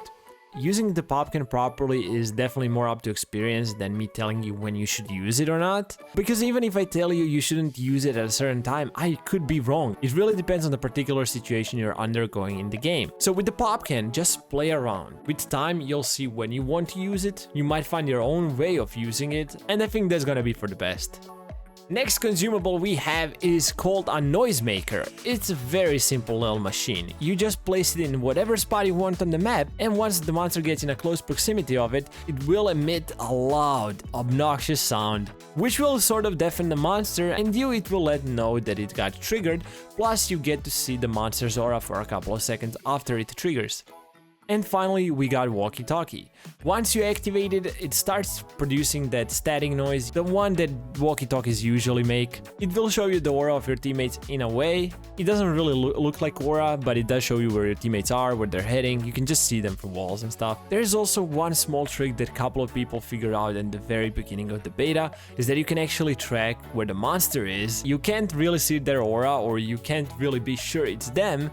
If you start turning around with a noisemaker and monster is in a certain radius of you, you will be picking up some sort of a weird static noise that lets you know where the monster is coming from. But I wouldn't really know since I never used it that way. I don't really bother myself with a walkie-talkie, to be honest. I don't think much of it, and I'm hoping they're gonna change it up since I mostly play with people that use comms, so me being able to see them is not really that helpful. Explaining maps and spawn locations actually felt so tricky, so I had to make a couple of adjustments to my list and what I'm gonna be mentioning. I wanted to teach you about most rooms on all the maps and the spawn locations of the stations, but that was just a really dumb idea. First of all, it took me over 100 hours to remember like 90% of the rooms. Even now, after 300 hours, I still don't know names of every room. And me trying to teach you those names would just be really stupid, like there's no way you could remember all of them. So after taking a bit of time and thinking this through, I actually came up with a solution. I will teach you only about main locations on each map, which are kind of like rendezvous points for meeting up and communication. And on top of that, I will teach you where the medkit stations spawn on each map. So let's start off with hotel, and the first spot you need to know about is the lobby. It connects the main floor, first floor and the basement all together. It's also very spacious and uncomfortable for any monsters to be in, so it's definitely a really good spot to meet up with your teammates, to ambush, or just generally to heal. This one is a little bit trickier to remember and also position around, but Master's Hallway is a really important part of the map because it also connects main floor, first floor and the basement all together, and on top of that is the longest hallway on the whole map. And Master's Hallway also leads you to only 2 vault locations on the whole map. And while we're in the Master's Hallway, right between the Master's bedroom and the children's bedroom is the first medkit station. Next up we have Grand Room. It's the biggest room in the map and it's also I think the most open one with the least possible places to hide from the monster. Trust me, this is the spot that they hate the most on the whole map, right next to the courtyard, but this is in case we're just talking about the closed space. This will definitely be their worst nightmare, and since we just mentioned it, courtyard is gonna be the next one. It's gonna be the best meetup place whenever you get chased because it's in the very middle of the map, it connects all of the rooms, all of the hallways, and it's gonna be the simplest one to meet up with a teammate while you're being chased. Between courtyard and lobby, there is the first and main entrance to basement. Basement consists of a couple of small rooms, but in the beginning I really wouldn't worry about remembering the names of those rooms. You can just say basement, and if you need to navigate your teammates towards one side of the basement, I would just use the stations for that. You can either say I'm near Curse Station or a Shock Station, because they always spawn on the same sides of the basement. And in the basement hallway is our second medkit station, right next to the doll room where the Curse Station spawns. And the last room on hotel you need to remember is library. Bottom floor is not really the safest, but it does have a huge staircase that leads upstairs, and the upper floor was perfectly designed for chases that go in team's favor. It's square design with railing blocking the view, puts a monster at a real disadvantage. Because of their POV, they can't really track you well with their eyes, so they have to rely on the sound. But since you're viewing everything in third person, you can actually see the monster pretty well even over the railing. Therefore, this is a great spot to meet up and heal with somebody because it is very limited for the monster and most of the time really dangerous. And right next to the upper floor of the library in the random hallway is our last healing station. Let's head off to the high school map. First spot is main entrance / cafeteria. This is the spot where you're gonna be running the monster a lot. High school has a lot of vaults and teens absolutely love to abuse main entrance and cafeteria. So when you try to meet up with somebody here, you will most probably use those two in a combination. And since you're gonna be using those two in a combination with the vaults, you will have to vault into the courtyard, which is our second spot obviously. Again, it connects all of the rooms the best. It's right in the middle of the map. And I just mentioned it, there's a lot of vaults and most of them lead into the courtyard. So it's the same thing as with hotel. This is gonna be your main spots to meet up with your teammates when you're being chased. And next to the cafeteria we have shop. When we say shop, this consists out of a couple of rooms. Shop hallway, shop itself, which is actually two bigger rooms, and then you have a woodshop classroom right in the middle. So all of those in combination will just be shop. And I'm not even sure why this is used so much, but most probably because it's such open space and those rooms in the combination actually do make for a big chunk of the map. Plus there's a purify station in the shop and our first medkit station in the shop hallway. So it is kind of one of the main spots to meet up. And on the opposite side of the map from the shop hallway is science hallway. There's two classrooms on the left side, entrance to the basement on the other, plus two bathrooms. And those bathrooms have vaults that lead into the courtyard. So obviously this is also one really important spot, not just because of the connectivity of the map through those rooms, but there is a purify station in one of the classrooms, and in the hallway itself another medkit station. And since we just mentioned it, next up is basement. Basement on high school is ginormous. So once again, if you're not sure what the names of the rooms are and you want to navigate somebody through that big ass basement, you can again use the stations. Either curse, shock, or maybe even a medkit station, which is in the very middle of the basement in the boiler room. And the last big room is obviously gonna be gym because it's the biggest room on the map and it also connects the rest of the map pretty well. You also have the back alley in the back and I would definitely remember that one, but it's not really necessary for the beginning. However, later on it will be important because once again there's a couple of good spots there, plus a burn station that usually spawns either on the backstage or in the back alley or in one of the locker rooms right next to it. But since I don't want to complicate it, just remember gym for now, since it's fairly easy to get to the gym from the back alley or to the basement. Yeah, I think you'll be fine if you just remember gym. And the last up we have facility, which is different from the other maps since it doesn't have a courtyard and it's not as well connected. There's like not a middle spot on the map, right? But on the other hand, there is a lot of ways to get everywhere. There's a lot of hallways, a lot of smaller rooms that have a lot of exits and entrances, and it was really hard to pick out the main rooms here, just because it does get confusing a bit as to what we use as main rooms, like our main rendezvous point. But I think the list that I chose will be okay. The first one honestly wasn't that hard. It's lobby, because it's the biggest room on the map. It connects a lot of spots, a lot of stations really well, and since it's so open, very few spots to hide, it's not the favorite monster's location. And I noticed that whenever we played on facility, lobby was more used as rendezvous point than any other room on any other map. I feel like it's just the simplest one to remember, and everything leads to lobby. Like, you can get to lobby from anywhere on the map, even though it's not in the very middle. So I'm not sure how that's the case, but it is. I think lobby is going to be our most important room on facility, especially in the beginning. Next up we have exhibit / botany. I couldn't decide on one because we tend to use both a lot, and they're right above the lobby. If you take one of the two staircases that lead upstairs from the lobby, that's gonna be exhibit, and if you go through the exhibit to the middle, that's gonna be botany. And those two we tend to use a lot because it's the main connection of the rooms right next to it, which harbor curse station, holy station, and shock station. And while we're in the botany lab, right outside of it is pillar hallway, which harbors our first medkit station. And if you go a little bit further down, you will get to overlook, which is our next spot. Overlook is just a big ass room with a bunch of computers that sometimes has a burn station on it, and it has a big glass window that overlooks virus lab, therefore the name Overlook. But why this room is important? Because it actually leads 4 different ways which connect the map pretty well. So instead of me repeating myself constantly, Every main spot on each map will be main spot just because it has a really good connection with other places on the map. And as I just said, Overlook is right above Virus Lab, which is another really good spot to think about. It's actually a combination of the two, Overlook and Virus Lab, since they're right next to each other, and you can use two different staircases to get from one to another. I do feel like you're gonna be using those a lot in a chase. They have a lot of great spots to ambush and to hide, and it's just an overall good spot to heal because it's an open space and you can hear the monster well when they're approaching. Right behind the Virus Lab we have a lot of small rooms that I'm not necessarily gonna tell you their names because you're not gonna remember, but in the main hallway behind the Virus Lab, which is called Virus Hallway I think, is our second medkit station. If you need some more information to go off, it's gonna be between the Holy Station that's in one of the virus rooms in the back and Curse Station that's in the morgue.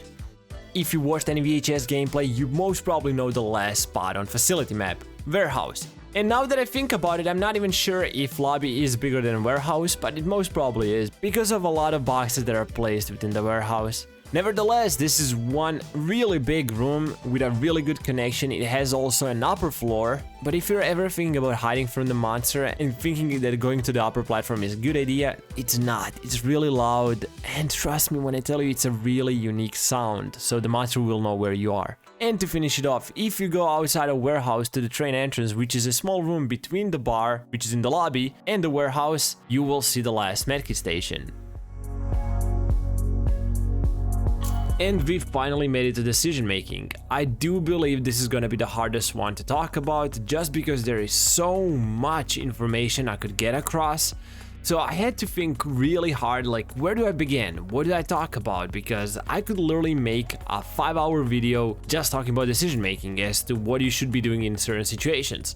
However, the only way to make this work was for me to generalize the knowledge and try to give you the information that's gonna apply to almost every game. And to accomplish that, I had to ask myself, what are the main questions you ask or somebody asks of you while you're in the game? Obviously, and depending on the situation, this will change up, but there is 7 main questions you will be asking yourself constantly during the game. When do I heal myself? When do I heal my teammates? When do I go for a pickup? When do I craft a weapon? Should I switch a station or go back to the one I was crafting on? Should I go for a stun or a kill weapon? And team decisions like how many of what weapons should we get? Who should go craft what? What is gonna win us the game easiest? So let's start off with the simplest one. When should I heal myself? So let's say you're injured in a game and depending on the situation, you're not sure if you should go for a weapon, heal your teammates, heal yourself, should you ask somebody to heal you or should you run to them? Or should I go to a medkit station? There is so many possible options at any given point in the game. So how do I know what is the right decision to make? Even after I give you all of this information and even after I give you all the examples and how you should react in those certain situations, I don't think I'm always gonna be right. There is nobody in the game who will be right 100% of the time. So if something inside of you is telling you don't go there, don't do that, even though you think and you heard it's a good decision, sometimes trusting your instincts is for the best. All that being said, I do think there is a best course of action to maximize your results overall. It might not work in one game, but if that same situation happens to you across 100 games, I promise you the results will be positive. So when should I go and heal myself if I am injured? This depends on the current situation and state of the game. If the monster is on the other side of the map, chasing another teammate of yours, and you're pretty safe, this already concludes that you can either go heal yourself, heal your teammate, or go craft a weapon in case you don't have one. And after you concluded that you can't do any of those actions, the next step is you need to assess the situation of your teammates. If nobody has a weapon on the map, it doesn't matter if everybody's healthy, injured, if somebody's downed, you need to force a weapon.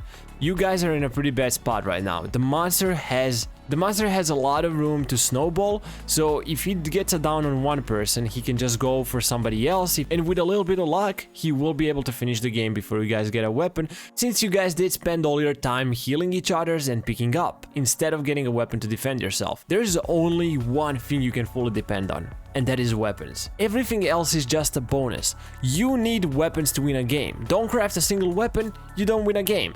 You can definitely live without a pop can, without a chompy bar. This will make me sound like an asshole, but even without your teammates. Obviously, you do need them to win the games overall, but I'm asking you one thing. Is it better to have one person with a weapon or 4 people who don't have a single one and can't craft a weapon? I think the answer is obvious. One team with a weapon will always be more valuable than any number of teams without a weapon. And I know what your answer will be. They can just go and get a weapon. True, but also not true. Sometimes you won't have the luxury of crafting a weapon. I'm not saying this so you would purposefully play 1v1 or sandbag your teammates and just use them to get yourself some good kills or whatever. I'm saying this so you know that sometimes sacrifices have to be made. You know how many times I went on a station injured and I know what will echolocate and then come to me, down me. But I could have just gone to the other side of the map and heal myself instead. However, this was needed. I was just 1/4 of the team and I needed to be sacrificed so somebody else can get a weapon. I went to that station so he would know that I'm crafting a weapon, because Monster will always prioritize people on stations rather than the ones healing themselves. And now if all 4 of us are injured and we all get on stations on different sides of the map, one of us will have to go down for others to get the weapon. That's just how it is. You have to be willing to sacrifice yourself or your teammates sometime for the greater goods. If it means we're gonna win a game, I'll gladly be a punching bag. That's the approach that I always take, and that's why I think I'm winning most of my games. Unfortunately, that sometimes has to happen to your teammates as well. So yeah, to answer the question when to heal yourself, it really depends on if you need to force the weapons or not. Let's say 2 of your teammates have a weapon. Another one of your teammates is crafting a weapon currently, everybody's healthy but you, feel free to go heal yourself. There is no need for you to get on a station and risk getting down while everybody else has a weapon, because then you become a drag for a team. They just have to waste time to come and pick you up and heal you then. Instead of that, you could have just played safe, heal yourself, then go to a station, and if the monster comes to you, you can tank up 1 hit. The second question is when to heal your teammates, which is actually pretty close to the first one. However, it's not the same. Since you're not performing a self-healing action, you will waste your time to heal somebody else. Yes, healing somebody else is faster than healing yourself, but that is not the point. The point is, when should you use your time to heal somebody else? And I think the answer is pretty obvious. Only when you have a weapon or the person you're healing has a weapon. So the situation would be like this. If I'm fully healed, I have a weapon and we have time, like the monster is not chasing anybody else, so I don't necessarily need to help them with my weapon, I can heal a teammate that just came to me that is injured. But let's say I don't have a weapon and I ran into a teammate with a weapon that is injured. It doesn't matter if you're injured or not, you prioritize them. We just concluded that people with weapons always have a priority. So if they have a weapon, they're injured, and I don't have a weapon, I can take my time healing them because it's gonna be faster. But then you might ask, why don't they just go heal themselves while you craft a weapon? Because we just said it. Somebody has a weapon, which means you don't have to necessarily force craft. So maybe resetting is a smarter decision. And on top of that, you want to heal them because you performing the action on them will heal them faster. So in case something happens and the monster finds you, there is a better chance they will be healed by the time they need to get in a chase, because you never know what's gonna happen. Not every time you get in a chase, you'll be able to kill the monster without anything going wrong. So being able to tank up 1 hit can mean a lot. And then next up we have another question that is fairly similar to this one. When should I go for a pickup? Well, it's actually pretty simple. Whoever has a weapon goes for a pickup. You don't even need to be healed because the person you just picked up can heal you. So as long as you have a weapon and you can defend both yourself and the teammate you're picking up, you should go for it. Obviously the rules will vary a lot depending on the current state of the team that's knocked down and your state. If you're injured, you have a weapon and you're dead on hit, but that teammate has just been knocked down and they almost have a full health bar, you don't necessarily need to force it. You can maybe let somebody else with a weapon go pick them up that's not in a near-death state, or you can just go heal yourself so you don't risk getting killed on hit and then go pick them up. But the rules will change more if the person that is on the ground is almost dead. Sometimes you will have to pick them up forcefully, which means without a weapon, injured, near death, if it just means that you can save them, but you also have to be really careful, because if the monster is nearby, you pick them up, you both might die. And that's not worth it. Sometimes just letting them die will be for the best. Again, it might come across as a bad thing to say, however, I do believe it's true. So when is the good time to craft a weapon? Well, almost any given point in the game is a good time to craft a weapon. Unless you need to go pick up a teammate that is almost dead, or take a hit for somebody else that is also almost dead, or maybe you will need to force a Book of the Dead. Even though there is a couple of situations in the game where you want to perform a different action, most of the time, I would say even 98% of the time, you want to prioritize getting a weapon. But in case you didn't listen, I will tell you again that you do need to assess the situation for yourself. This will not always apply, and as I said, there is a couple of situations where you might need to drop a weapon and go pick up your teammate. Let's say you and 2 other people are currently alive in the match. One team is dead, one person is down on the ground, they're bleeding out to death and they're gonna be down for in about 10-15 seconds, whatever, and the last teammate is being chased. There is no weapons. It might be smartest for you to drop what you've been doing and pick up the teammate that is almost dead. Because you losing one teammate means you lose 25% power of your team. And it's almost always a good idea to go and save them if there's no real risk involved. Since the second person is currently being chased, and if they manage to lead the monster away from the downed team, there is no risk involved in you picking them up and just going back to your station to keep on crafting. And stuff like that can definitely mean between winning and losing that match. Ooh, this is a tricky one. Switching a station. I've gotten this question so many times.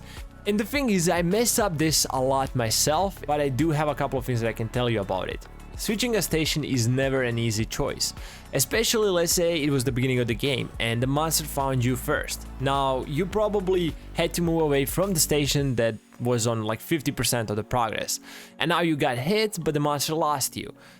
Like, what am I supposed to do now? Do I go heal myself? Do I go back to the station? Or do I switch it up altogether? And this is the trickiest time in the game to make such a decision, because nobody has finished a weapon yet, and if you don't know your teammates' progress, you can't be sure they're gonna be finishing up weapons soon. You don't know if they've been like just walking around or crafting from the very beginning. I mean, you can ask them to ping their stations to see their progress, and then you can see, oh, we're gonna have 3 weapons in like 10 seconds, so I'll just go heal myself and risk with the same station again. Yes, you can do that, because if your teammates have 3 weapons, he won't really care much for your station and your weapon anymore. He might go back once to check up on it, but since you were healing yourself in the meanwhile, he won't see you there and he will think, oh, he must have dropped the station and just moved to another one. And then you're just free to go back to that same station and finish off your weapon. That is the simplest case scenario, but that is not gonna be the case most of the time. Some of your teammates will not craft a weapon from the very beginning, and some of them might get pushed off their stations as well. And now if you go heal yourself, he might run into you, or even if he doesn't, he might down somebody else. Maybe he downs 2 other people. And now you have 0 weapons, and you have to go back to a station where he knows you were, so he will most probably be checking it out. And you're torn. Should you be picking up your teammates or go finish a weapon? Honestly, in situations like those, there is never one right answer. You will have to risk a lot. If already half of your team is down and you have no weapons, one of you has to go for the pickups. The other one has to force a weapon. And I can't tell you this is gonna go well. For all we know, he might be able to finish you off before you get a first weapon. And switching a station in that scenario is probably not even worth. Just starting a weapon from scratch, which is most probably gonna be a 42-second craft, it can get really messy. That's all I'm gonna say. So deciding on if you should switch a station is something you need to decide on really fast. And what is gonna play the biggest part is current state of your team and the monster's pattern. If they tend to move back and check on the stations that you guys were on, then definitely switch the station. If he doesn't, I would most probably switch to the same station, even though there is always a chance he might come back to it, just because he does have that crucial information that you were crafting on it. Still, if you have like a decent amount of progress, like 50%, and you only need to craft for 20 seconds longer, and somebody else is nearby with a weapon, you can risk it if you then know how to react fast enough to lead him away from the station to your teammate.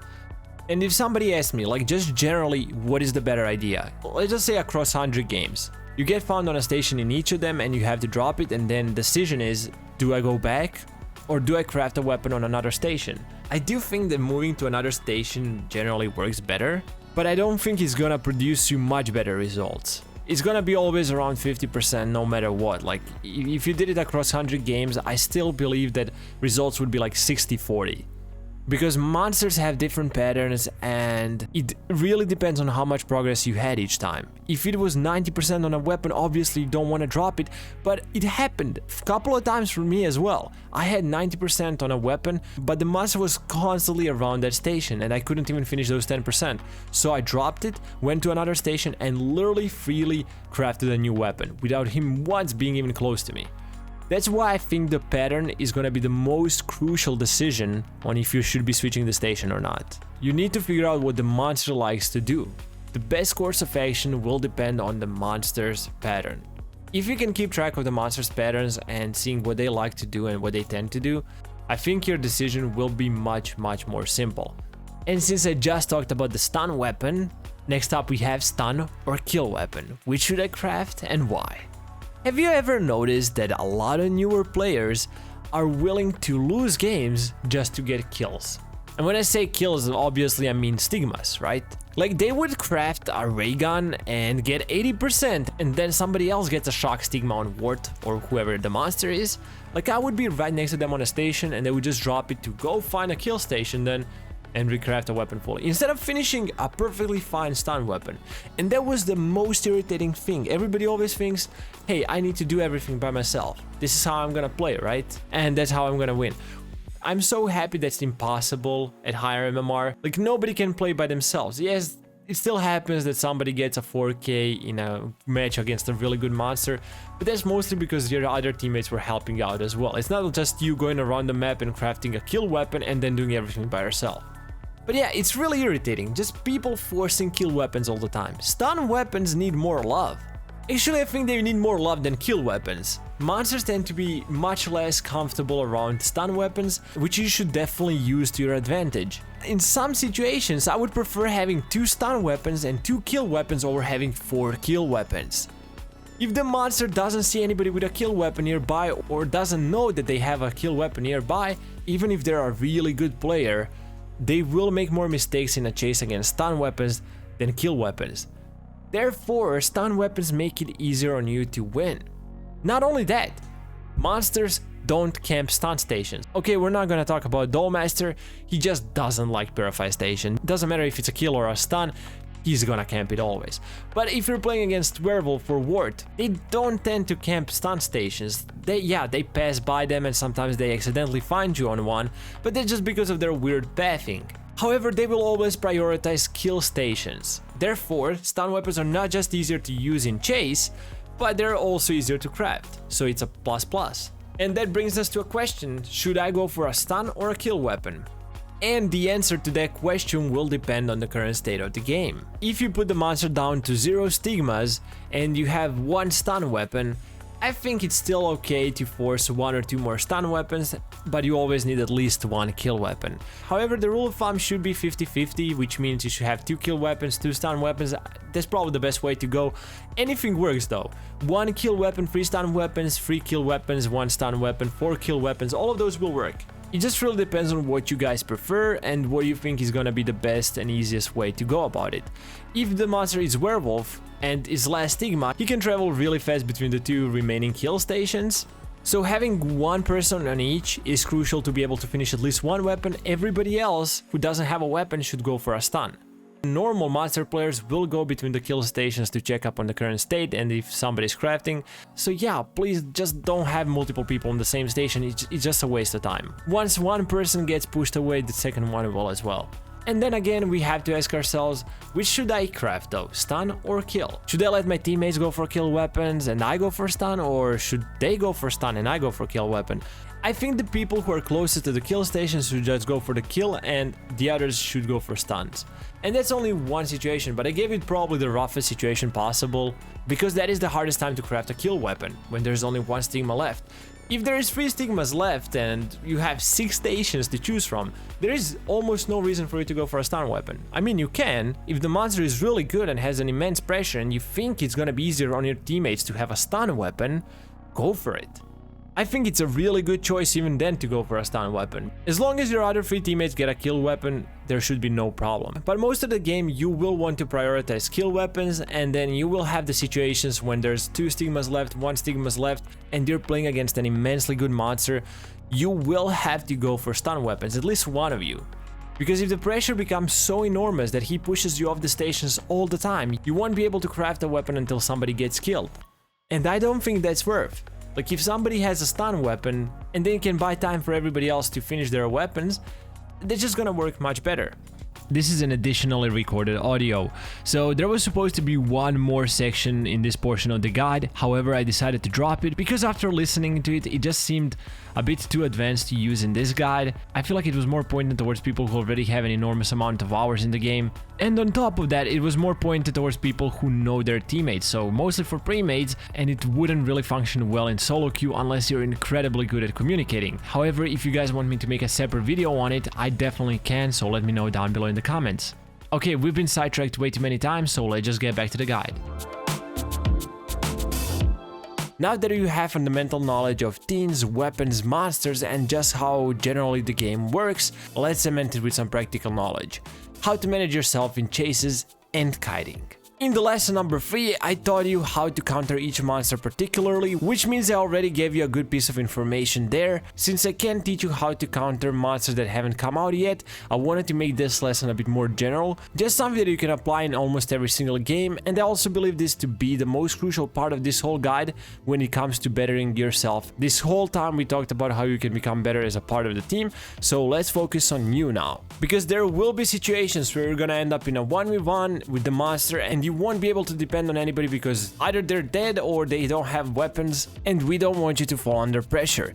Have you ever imagined yourself being in a really epic 1v1 at the very end of the game where you're just not sure if you can win or not? Well, I've been in a lot of those situations, and lately I've been winning more and more 1v1s, and there's definitely stuff that you can improve in which will maximize your chances of winning. So let's start it off. Whenever you're not chase, always keep your distance. Let's say your current weapon is a flamethrower, you're running away from werewolf, and everything he has is on cooldown, so you're being chased by a base werewolf. Flamethrower has a pretty decent range of 9 meters, and I've seen people do this so many times. It's like mid-chase, they just randomly stop once the monster starts approaching them and start firing. I mean, I get it, there's monsters that get cocky and you catch them off that way, but once you get into like really high level of play, trust me, no monster will let you kill them that way. That is the simplest possible way for them to die.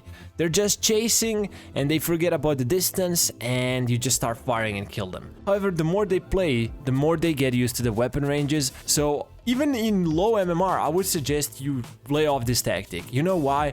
Because it will work way too many times in low MMR, and by the time you hit mid MMR to high MMR, no monster will let you kill them in such a base manner, and all you're gonna be doing is two things: wasting your weapon charges and letting them get closer to you. The best way to manage yourself in a chase is to play around the corners. Monsters sometimes will lower their guard around the corners, so faking the movement behind the corner and then pulling back and starting firing will pay off way more than just firing at them at a random open spot like a hallway or something. But I would say what you need to focus on is constantly keeping the distance between the two of you. Every now and then fake your weapon, like spit a little bit of flame just to warn them you're getting way too close, and then they will keep your distance in the chase. And if it's a werewolf, by the time they howl you will already have enough distance, and the perfect way to throw them off guard and kill them is to play safe. Keep building that distance and just run, even if it means you're gonna run around the map for 2 straight minutes. Sooner or later they will either mess up or get impatient, they will make a crucial mistake, and then you can capitalize on it.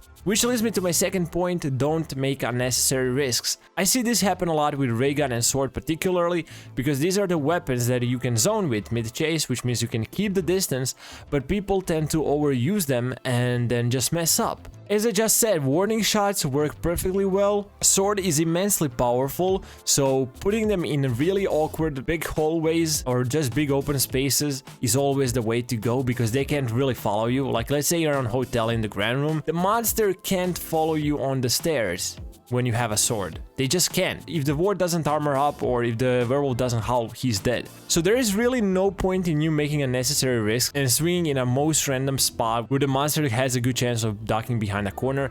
Like, why would you waste 3, 4, 5 swings on the sword, or maybe like 20 shots on a ray gun just to have like a 30 or 40% chance of killing him? As I said, keep building your distance, don't make unnecessary risks, and it will pay off. I think this one is pretty crucial and it's kind of hard to explain, but I'll do my best anyway. You should be the one leading the monster, not let the monster lead you. What means is, once the monster starts chasing you, build a plan in your head. What is your next move? Are you taking them to your teammates? Are you taking them away?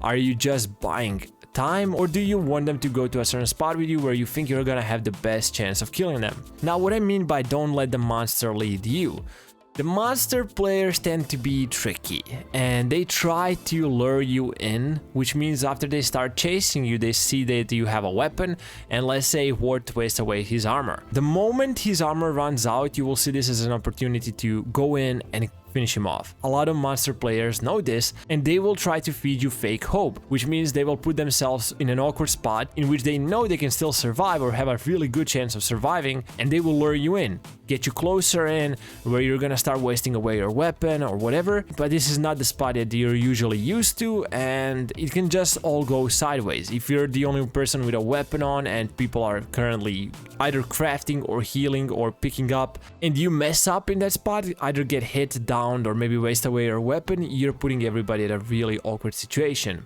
And it's all because you let the monster lead you on. What you're supposed to do is not be afraid of losing them. Let's say the ward is chasing you, he uses the armor, it runs out, and then he backs off, like you're losing completely.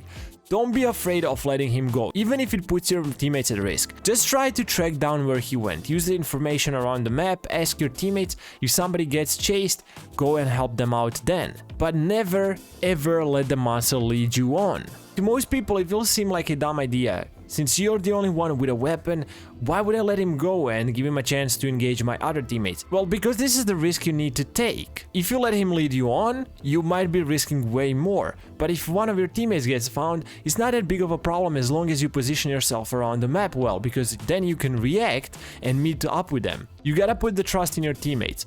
If your teammates react well when they're on a station, they will have at least a couple of seconds before the monster can close in on them and hit them, which gives you enough time to meet up with them. So they just wasted time chasing you at first, then they dropped you, went around the map looking for another team, and by the time they found him, you were there already, and now they're back at square one. The monster is getting nothing of it, and your other teammates have time to do their own thing. You didn't have to risk getting hit, downed, or losing a weapon. I put don't waste your weapon as the next point, but I'm pretty sure I covered it in the first three. Like, I talked about it so much that there's no point in me telling you don't waste away your weapon, because I already said it like 10 times. Okay, in that case, we're skipping that one and going straight to the fakes are better than 360s, at least in VHS. I know a lot of you are coming from Dead by Daylight, myself included, and we're all used to 360ing instead of faking because in Dead by Daylight, 360s work way better. But with my experience in VHS, the thing is, the monsters have a really weird hitbox when you're close to them. When you 360, because the animation of 360 is fairly small in VHS, you will almost always stay close to their body, and the hitbox will sometimes register, sometimes not, even if you 360 the monster in the exact same manner 10 times in a row. Sometimes it will hit, sometimes it won't, it's up to chance. But fakes work way better because you can keep your distance away from the monster, and the monster's POV in VHS is incredibly small, so if you know your distance, the distance you should have between the monster and yourself before you start faking it, because you have to take into account their lunge, which can be greater than it seems. If you start faking at the exact same time they start lunging, it will be too late, which means you have to start faking 360s and going left, right, before they get in a lunge range. With Berserk Werewolf, you will have to start doing it even sooner. This is all gonna fall down to practice and experience. Trust me, it took me 200 hours, I would say, before I actually got used to the fake distance. I had to try it so many times, and I always think I have enough distance to start faking, but it ends up that they were too close and then I just get hit. And I'm not saying never 360, I definitely think 360s will still work, I'm just saying fakes are better than 360s, so maybe first covering fakes, and then on top of that mastering 360s will definitely put you in an even better spot. And the last thing we need to talk about is kiting. And I know this is going to be pretty interesting for a lot of you, and a lot of you want this kind of information, so let me go one by one weapon. First off, I'll start off with ray gun, because recently I've been loving this weapon and I know a lot of you hate it, so why the hell not? As you already know, ray gun has 28 shots, so yeah, you have a lot of shots at your disposal. And cutting with ray gun is actually way more simple than you think. All you need to do is fire 2 shots, move away, fire 2 shots, move away, fire 2 shots, move away. Obviously, this will vary on a situation because Werewolf can be pretty speedy, so maybe firing 3 to 4 shots is sometimes better. I'm not saying you shouldn't sometimes even go for 5, 6, like go for a greater slow. A lot of it will depend on a particular situation, but 2 shots moving away, 2 shots moving away is probably the best strategy to save your ammunition. But I do get that sometimes that's not an option, so you should definitely play around with it. Curse Sword is the simplest weapon in the whole game to kite with. All you need to do is one slash across the monster, like not even through the middle. If you hit through the middle, it will take them the longest to get away from the slash, which means they will get affected for longer. And the sword slows down by 90 something percent, almost like 99%, which means they will basically be stunned while in the slash. And why I'm saying you only need one is because with 2 direct hits with sword you can actually kill. The minimum amount of slashes you need for the kill is 2. However, most of the time you won't be able to kill with 2 because it won't be a direct hit with both of them, so you will maybe need 3, 4, 5, sometimes even 6. But the kiting rule still stands. You only get 10 swords with the base sword. You can have 13 with a modification, so if you're running that one, you don't have to be as stingy on the swings. But if I can give you one advice, if you're gonna use Swordsmith, which is the name of the modification for extra swings, please practice a lot. Because I'm not sure if that modification is worth running in the long run. I get that a lot of people will have hard time with the sword in the beginning. It's a pretty hard weapon, it takes a long time to master it. But 10 extra seconds to craft a weapon, especially as good as a sword, is definitely not something you can afford in high MMR. Once you get in sticky situations, you will need a fast craft, and even 42 seconds is a lot sometimes. So yeah, if you're gonna practice and get good with the sword and use the swordsmith, then use the swordsmith early on. I got sidetracked, back to the kiting. Yes, with sword, one swing is enough to slow them down. Sometimes they will get out the slash fairly quickly, so you might have to swing once more, but most of the time, one swing will buy you a lot of distance, and you'll see what happens. Once you get really good with the sword and you're cutting out Ward's armor, sometimes you will only have to waste 1 or 2 swings for the whole armor to run out. It will not only depend on how good you are with the sword, but also your position around the map and which places you choose for kiting. But you will figure that out as you go. Next up, flamethrower. This is actually pretty simple. Just spur a little bit of flame on the monster. You will figure out how long you need to spur it for. I'd say 10 charges is approximately what you need most of the time. Like you fire 10 charges at a monster, slow them down, move away a little bit. 10 charges, move away. But this can vary a lot. Sometimes the monster is really close and you need to draw out the swings, maybe even less. Sometimes all you need to do is just spur a little bit of flame, like 2 or 3 charges, and then move away. 2 or 3 charges, move away. And obviously this can also go as high up as 20 charges, 15 to 20 charges. But if you're looking to get the most out of that flamethrower and preserve your charges while doing a good job kiting, I would say 8 to 10 charges every time you fire sounds about right. Also, one thing that you need to keep in mind, and what makes flamethrower so good for kiting, is that it's the only weapon in the whole game that keeps applying damage even after you stop firing it. Since it's like burn damage, it kind of makes sense. You have the monster stigma health bar, or that's at least what I like to call it, in the top of the screen, right? And whenever you start firing any weapon, the moment that you stop firing the weapon, they will stop taking damage. Flamethrower, on the other hand, still keeps applying damage like a little tiny bit, and this is what I think makes it so good for kiting. If you didn't apply that extra damage for like a split second, it's probably like 0.1 or 2 seconds, but it's enough. It just makes it a whole lot better. I don't know if you ever noticed it if you watched VHS matches before. This will most probably actually happen to you in the future as well. When you use a flamethrower and you go in for the kill, you will stop firing, or maybe the monster goes behind a corner, but they still die because you managed to 99 them while you were firing, and then you get that extra 1% for free. I honestly don't know who thought of it, because the fire usually burns and it's kind of like a continuous effect. It's just a really nice little detail that also makes the team's job a little bit easier. Okay, the last kite weapon and the hardest one to kite with, I don't even know if I should categorize it as a kite weapon. Obviously I'm talking about Holy Cross. I told you in the beginning, you only get 7 seconds of fire time with it, and the slow that you get from Cross is a bit smaller than from Ray Gun and Sword. I think it's about the same as with Flamethrower, but once again, Flamethrower you get more charges and you get continuous damage, which makes the Cross's slow the worst. So the only possible way to kite with the Cross is to count on monster making a mistake. So basically, whenever you kite, you dish out damage, move away, dish out damage, move away, dish out damage, move away. Whenever you're dishing out damage and you're about to move away,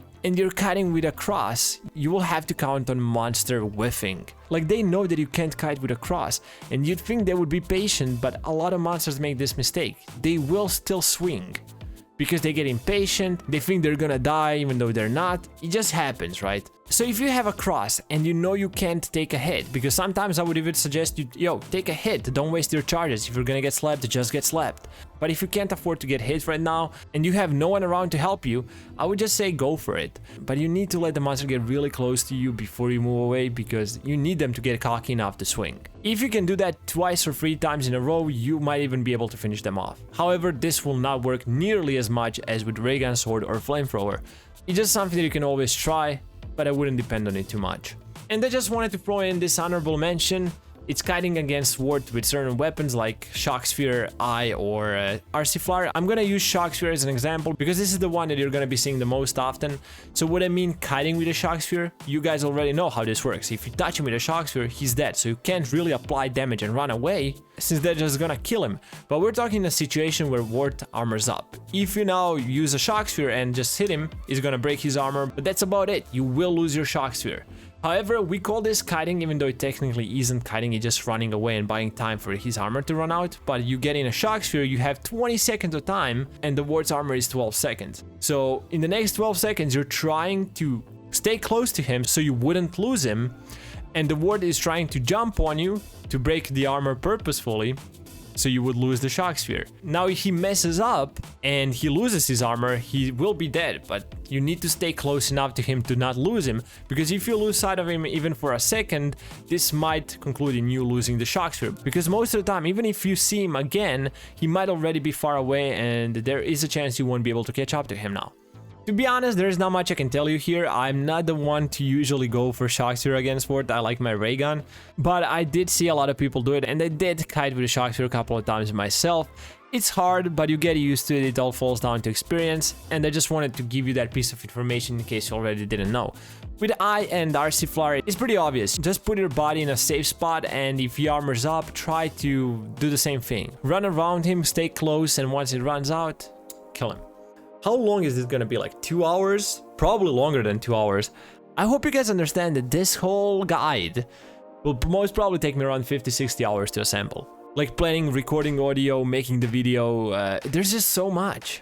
But what I'm hoping for the most is that you guys will profit from this information. I've really tried to cover everything that's important. I could literally talk about this kind of stuff for like 20, 30, 40 hours straight. There is so much information that I could give you.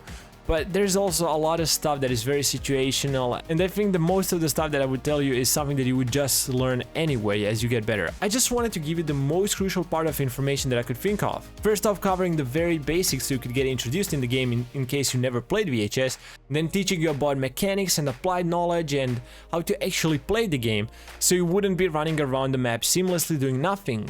And then give you a bit of advanced mechanics and knowledge, which I covered in the last 2 sections, which I think are mostly crucial for mid MMR and even high MMR. Even though this was a beginner to advanced level guide, I do believe this stuff will make you a great player altogether. The only thing you will be missing after applying all of this knowledge in your games is the experience. That is not something I can teach you, that is just something you will have to acquire by playing VHS a lot.